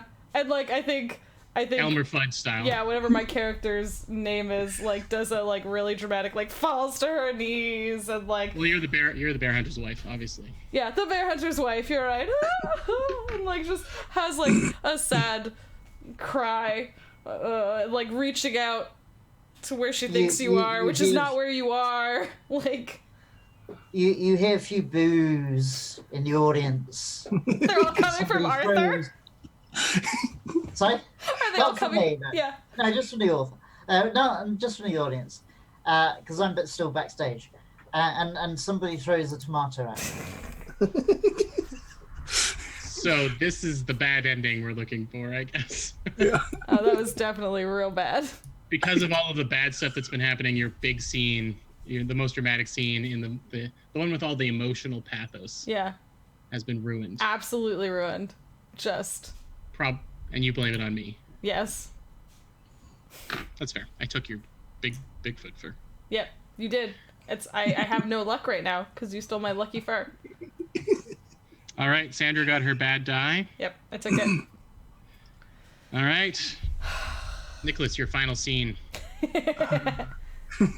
Well, it isn't your final Is scene. it your final scene or? I'm thinking I'm gonna let you people set it up. Okay. I think we should have one more backstage drama. Yeah. And then Arthur's plan goes into effect in his scene. Yeah. So Jay is probably in his room. Like his office or something? Yeah, his office. Or no, he's probably taken one of the dressing rooms. Mm-hmm. The former Bear's dressing room, is it like closet sized? Yeah. And he's sitting in there trying to get his shit together. But it's not really working, so I mean he's... Well, you did a bunch of cocaine, Jay. Yeah. So he's sitting there in his underpants trying to put on the bear costume because people were complaining. So like, let's just... I mean, it's postmodern, so I mean, it's transformation, right? Yeah, it transformed from a metaphorical bear into a literal bear? Yeah. Yeah. And he's probably taking his time.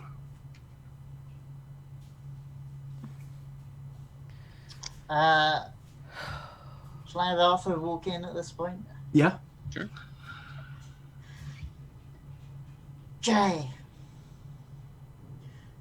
you've ruined everything. No. It's fine. It's fine. It will This be... is the end of our careers, Jay. It's the end. I have been in show business my entire life. I have been an actor. I have been a key grip. I have been an assistant to the director. I have been the assistant to the assistant of a director. In that order, you can always find a new career in show business. Jay, this is your last scene.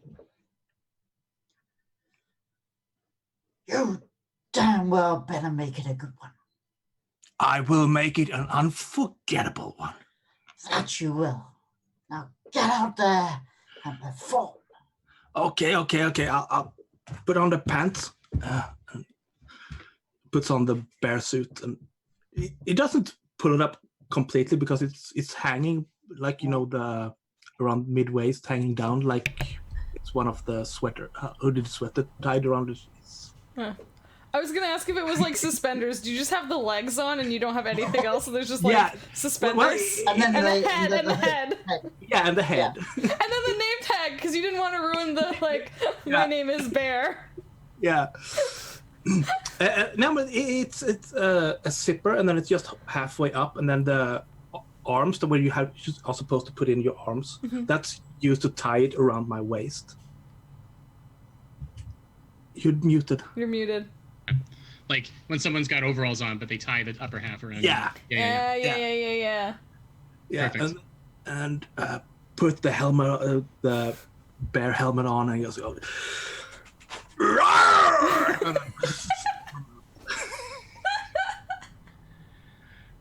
We have to give you a bad die because that's all that's left. But I feel like It wasn't terrible, but yeah. Yeah, it's. I think what's happened behind the scenes is what makes this awful for you. Yeah. You think something great is going to happen, and the audience in the movie would know that You're doomed. Yeah. This is the dramatic irony. Oh, Yep. It's going out with a big bang. All right. Our final scene. Anton, you get to choose the color of this die, so you can choose. I'm gonna make it a white. Yes. So paint us a word picture here, Anton, about this, how the final scene goes down. Okay, so Jay, playing the bear, is on stage doing his best work whilst horrendously drunk and high. And is making a big show of attacking Sandra. I have an idea. On the stage, since we can't afford kids actors because that's a security hazard, there is small kids cutouts that just folds up on stage, and I'm walking around and kicking those. No more cubs! And then, William, you come in from stage right with your gun up, and this is your final scene, your final victory. And I'm standing behind you in the wings. It's just you and I now, Bear. You get your paws off of those cubs. I guess the bear doesn't talk, but you don't know what he says, but the bear says back. Roar! Is that all you have to say for yourself? I would, if I could speak, say that this is a show of imperialism, and you are coming here to my country, stomping down my food, and just scatter your litter, making us extinct. So roar! And I have to assume that this is not in the script at all. It didn't suddenly become some kind of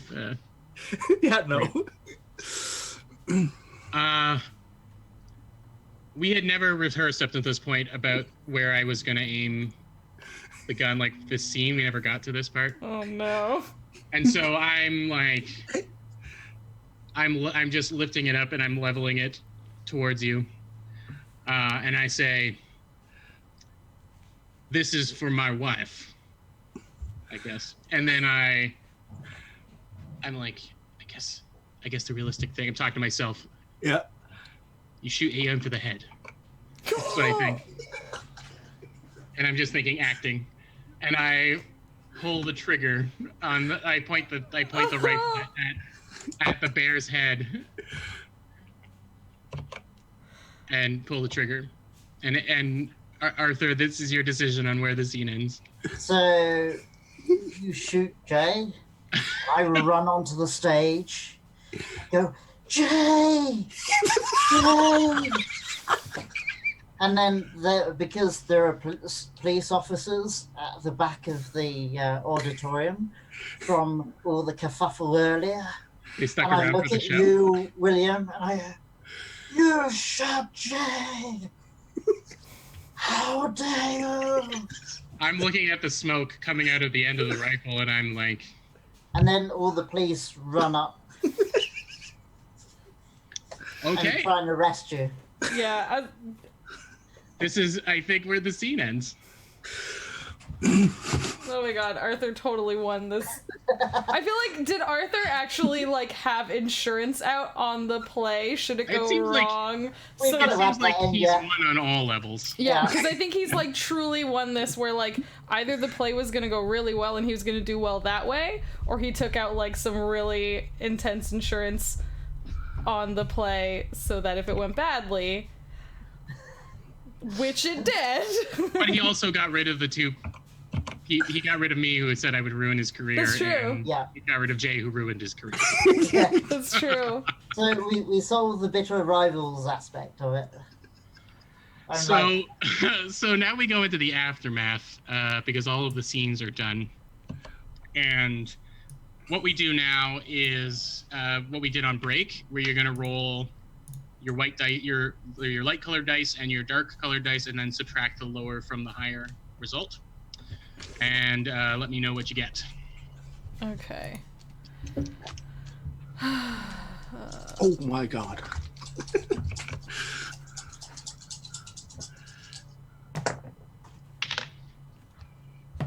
actually, was that blue on mine actually white? Yeah. You... I changed it to white for you. Okay. Oh, Yeah, okay. I put in a white die for you. Yeah, Cool. you had one blue and then the rest were white. Right. So, So let me know what your results are. So we are rolling and then subtracting? Yes. So you whatever the lower of the two colors you rolled is, you subtract it from the higher. So for Nicholas, you have very easy. You're all blue, so you just roll it all together, and you're going to get blue. So you just roll 3d6. For example, I rolled 8 on my white and 4 on my blue, so I ended up with white 4. Okay. I think I rolled a 5 on my black and a 4 on my white, so I ended up with black 1. 1 black for Jess. Yep. Okay, that means pretty good. Yeah, I'm confused by that. How did you do so well with so many bad dice? Well, Also, you're dead. he doesn't necessarily have to be dead. Yeah. I feel like you point blank shot him with a shotgun. His to head his... was like triple the size. That's true. Yeah. I guess it could just be very mangled. Or it could, yeah, the costume part. also, he was wearing the costume, the mask. Yeah, that's... It might not have hurt him at all. So what did you get, Jay?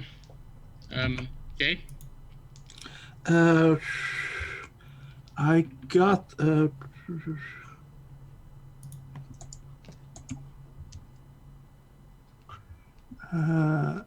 black 7. Okay. And Arthur, what did you get? I got white 12.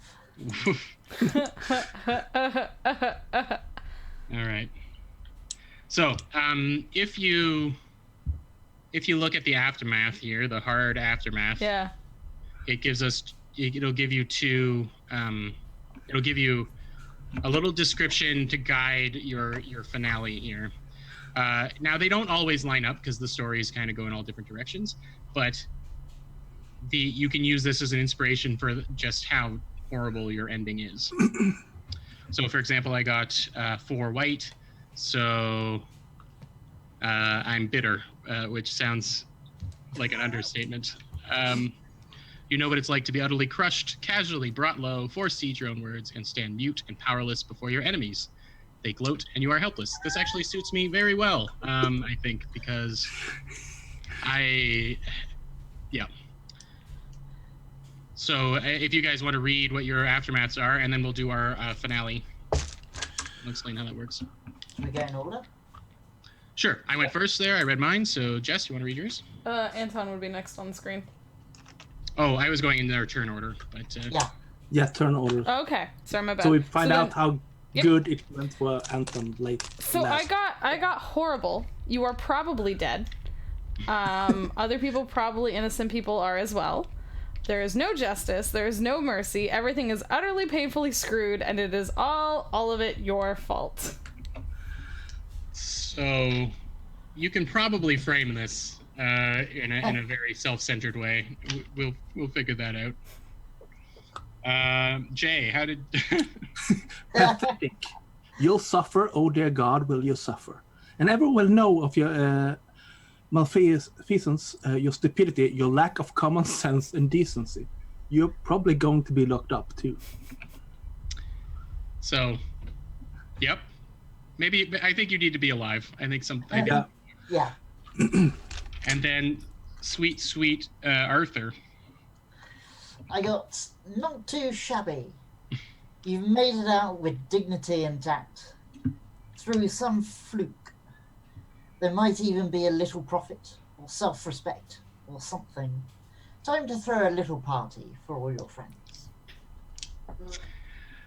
So the way the epilogue works is that each of the dice that we have, we return them to the middle and we describe it's like a montage. So we just describe a brief scene in a montage to wrap up the end of our story.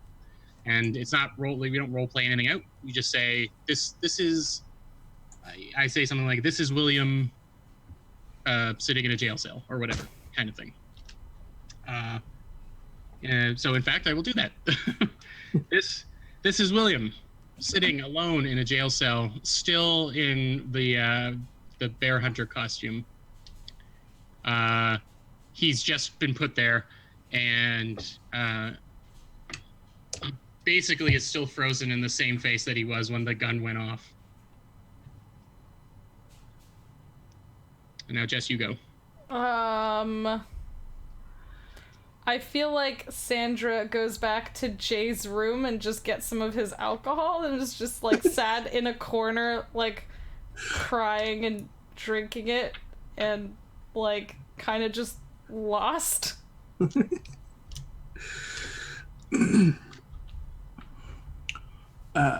I'm thinking a few days down the line, Jay is sitting in rehab. Way overdue. Mandated by the court. And he's talking about previous experiences, but in his mind it's still good. And you can see when he's talking about what happened behind the stage at the Bigfoot orphans. You can see the faces of the other people are just going in disgust and just trying to edge away a little bit. Does he have like a burn mark down one side of his face? Yeah. He's part of his hair is, shaved off, and you can see his operating scar, and it's dark.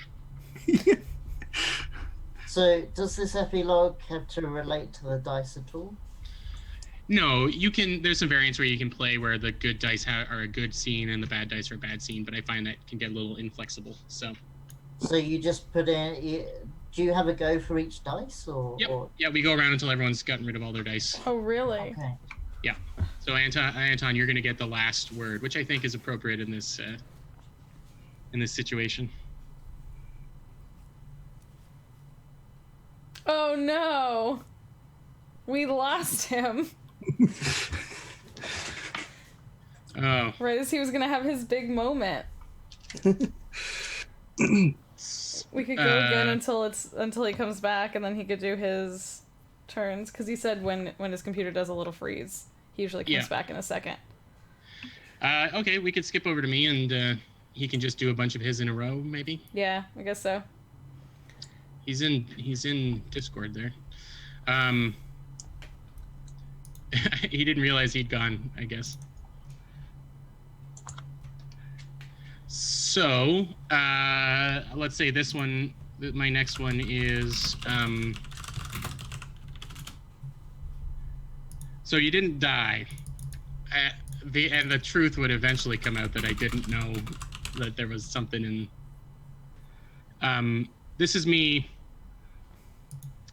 So this shot is of me. It starts as just a furry costume, but as it zooms up, you realize it's a Bigfoot outfit. And I'm like down in Hollywood,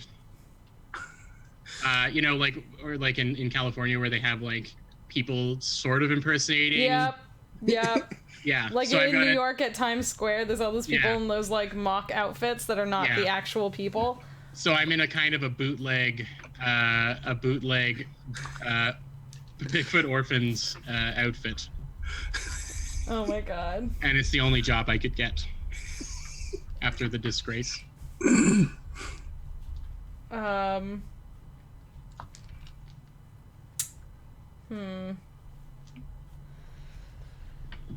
you said the good dice don't have to be good and the bad dice don't have to be bad? No. Because I've got 2 and 2, but my ending said I had it real bad. Like, it said I was gonna die, so... I think you could see it as hyperbole, or you can interpret it as being like, your career is gone because all your friends ruined, or all the people you know ruined it, and your career is dead. Am I back? Yeah. You're back, yeah. Let me just see if I can... Oh, we skipped you just to keep things going, and I went again, but if you want to go and do yours, Anton. Okay. It should be a remove. Yeah, I know, I'm clicking it. It's not working. Remove? Okay. Yes. Have I now screwed up the entire layout? It's okay. Yes, but there we go. We're good. Right, hang on. I'm just loading everything up again. Yeah. See, this had to happen At the end. It's okay. Yeah. at the end. You let us know, and we were Yeah. ready. Yeah, it's fine. Right, so,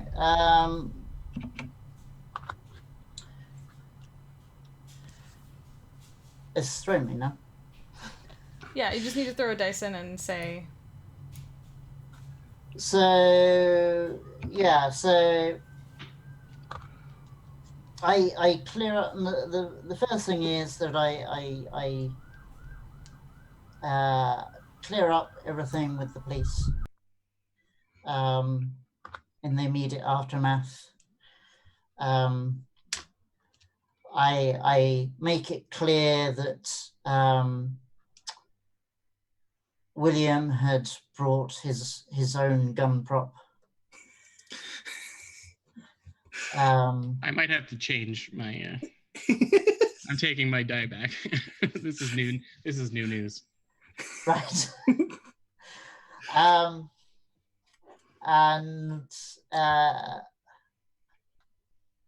yeah, and then relieved, I make sure that Jay is not actually dead. That'll do for the first one. All right. So I didn't realize that you were pushing the framing completely. So my first scene was me in the jail cell, and my second one, I guess, is me in prison.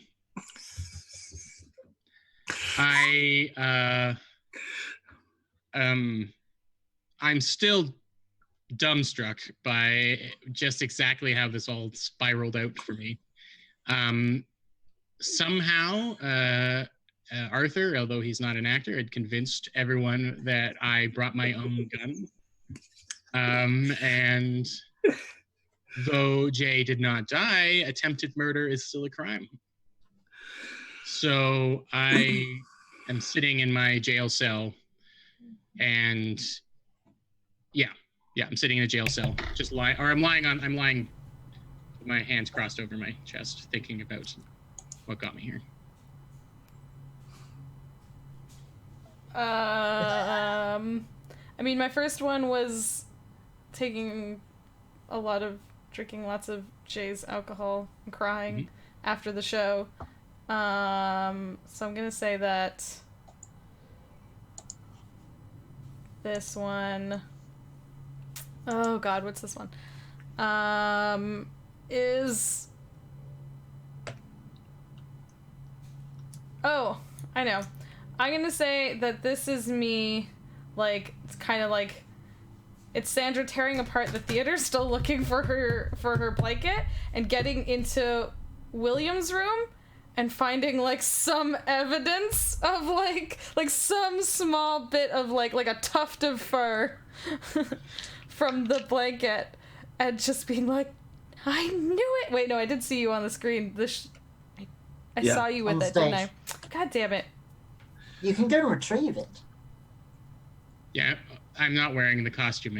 In jail? You're not wearing it in jail? Well, no, and if this is immediately... I feel like you got immediately arrested and it got taken to jail, and now it's evidence. I did say it was... Yeah. So I can't get it back now. So then maybe this is me, like, weeping to some police officers to give me back my blanket. Yeah. And trying to convince them that the fur thing you stole way back is actually yours, and not now this was stolen from you, and that needs to be returned, but they are perhaps looking into the true owners, you know, the movie studio that owns it properly. Yeah, probably wants it back. Because I probably stole this as, like, a child. Yeah. All right, Jay, your penultimate... Yeah, I'm thinking Jay has come out from rehab.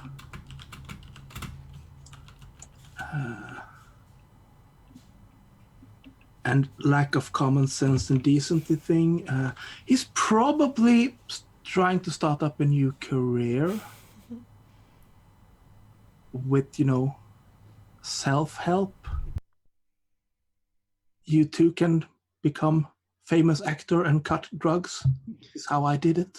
It could be called Unleashing the Bear. Yeah. Yeah.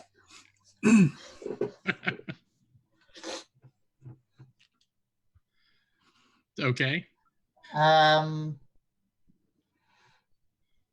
So my second one is I walk into the insurance office and I sit down and have a chat with the clerks there and fill out the paperwork and get my insurance money for a failed performance.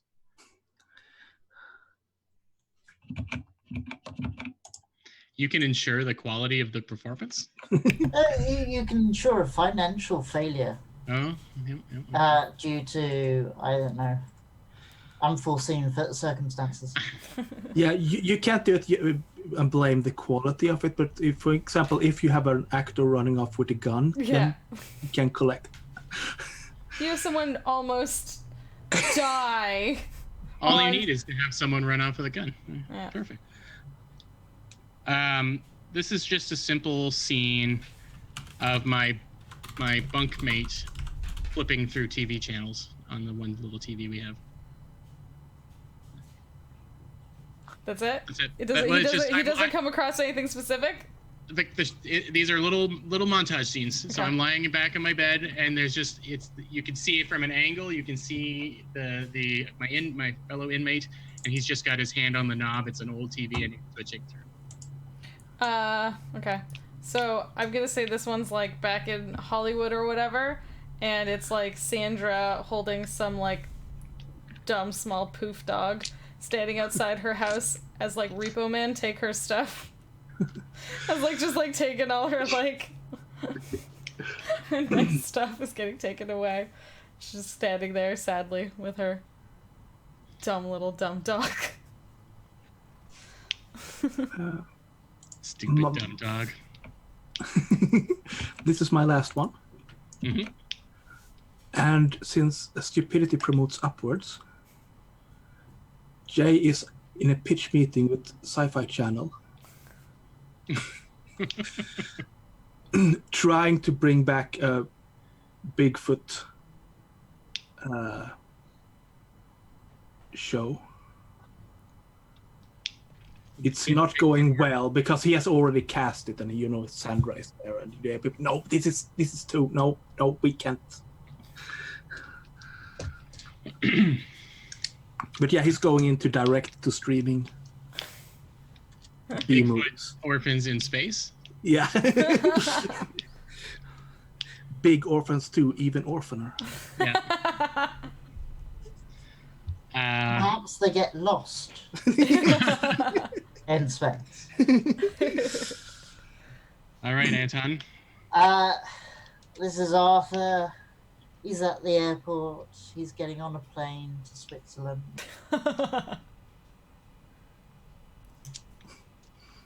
My last scene is my bunkmate finally settling on a show,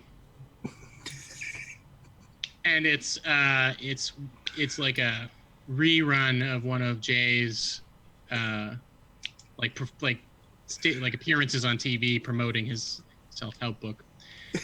And I don't have to hear much of it. I hear Jay's voice say, "Be the bear you want to see in the world."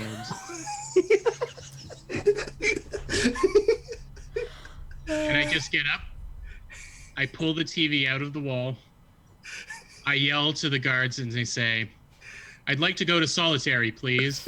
And I just chuck the TV down onto the floor. And there's like electrical whatever in it. That's my last scene.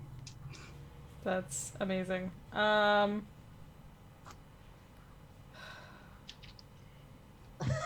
feel like the last scene for Sandra is like not actually Sandra. It's one of those like reality TV things where they're like, what happened to Sandra Cooney? And it's like this really sad mini TV documentary of how her life just went like movie. Yeah, just went like her life just went like downhill, like just got worse and worse and worse. And they're at the end they're like, no one knows. Maybe she returned to the woods with her Bigfoot father. Like she's just gone. She's just missing. That's funny. The last time your name is said on TV, it's because you've gone missing and you're being impersonated in a documentary. I like that. Yep. So not a happy All right, place. Anton, you get the last two scenes. Let's see how Cunning Arthur ends. So this one is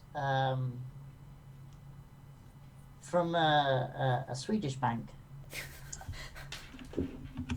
Swiss bank. Let's get it right. Swiss bank in Zurich. Mm-hmm. Arthur anonymously wires some money to Jay and says, "I see you're doing well, darling. This will help you out a bit."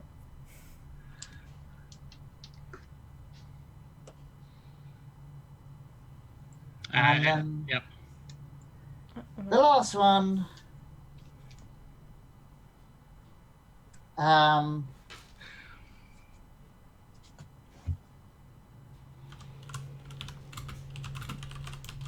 is, again, he's wiring some money, this time to Sandra. Anonymously, but with the message, hello, darling. How would you feel about becoming a producer? If you like the idea, meet me in Zurich. And scene. There you go, friends. We just fiascoed. That is such That a was fun game. fun. Yeah, it's a lot. It's a load of nonsense for sure. What a hilarious mess of a game. Like, that is amazing. I was not intending when we started to be that evil. I mean, scene, you won, kind the of. scene where you swap the gun in, that's the best. Yeah. That was really good. Well, I mean, it was a case of, well, I was thinking about that point that I hadn't played off the fact that we were rivals that much. Yeah. And I thought, well, this is now starting to really go downhill. So I gotta do something to solve this. It was a But literal yet- 2 birds with 1 stone situation because I ended up in jail and Jay potentially ended up dead. So Yeah, that got the two people who could get me in trouble out of the way. So, and that was just, yeah, let's go with that. That was amazing. Like, as soon as you said it, I loved it because it, like, reminded me of something out of, like, Miss Marple or some other, like, murder mystery where people, like, don't even realize right away that there's been a murder. Like, except where most murder movies would start with the gun being replaced, where a fiasco game always ends with the gun being replaced. that was so good. It was the point where you said, "Oh, I wish this gun was loaded." Yeah. So this is really your fault. Well, I'm happy to have been Anton's muse for that moment. I thought that's a perfect way of solving the problem. Well, I'm glad everyone had a good time. Yeah, that was amazing. That was a ton of fun. I definitely... It takes a little practice because you start with literally nothing, you know? It's not like you have a calculator or anything, but I think everyone did a good job. Yeah, it was really good. I would love to try more of that stuff. It was like... Most of the Fiasco playlists are all free on their site. So you Really? can take a look at a lot, yeah. Cool. There's one where you all play sentient lab rats Ooh. that have managed to, or planning an escape from the lab. Sort of a Secret of Nim kind of deal. Or there's We one where need you all to work play this. Yeah, you want to play The Secret of Nim? Oh my god. Same time next week then? Thank you guys so much for playing. That was like so much fun. I'm so glad we got to test out that game. Thank you guys for coming in and doing that kind of like last minute as we were like, let's try and figure out a game for Monday because it's a holiday in Canada. So Yeah, I'm glad that you could join us there, Nicholas. yeah, thank you both, Anton and Nicholas, for joining us for this game. Let's go in reverse order of what we went last time of what's on screen. Everyone, you could say, I don't know, you could say a favorite moment in the game, who you are, where you want people to find you, and or if you want to plug anything. So Nicholas, you're first this time. Oh yeah, my name is Niklas Nyvinter at Twitter and Twitch. I don't stream that much though. I'm thinking about doing it more, but and I can be found on this channel each bi-weekly Saturday playing Spire for a little while longer. Yeah, that's it. And my favorite moment, when the bear blanket was stolen was great. I'm really sorry for screaming, guys. I just really wanted to get to do a scene like that. It was a good one. So we're going in reverse order, then I'm next. So hi, I'm Jess, this is my channel. Come here, play games with us, watch games with us, all that good stuff. Join the Discord to find out when we're doing stuff. Follow me on Twitter. join my Patreon if you want first choice of spots in games. I just made a game. Check that out. We have to play that sometime soon on the channel because I think that's how you do PR things. I think you like promote your own stuff by showing it off. I think. So, and bug your friends to run it on their channels. Yeah, it's true.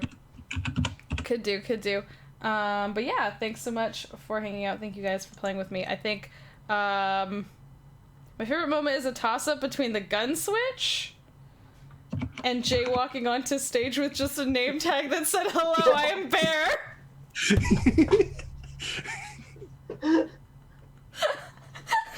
That was magnificent.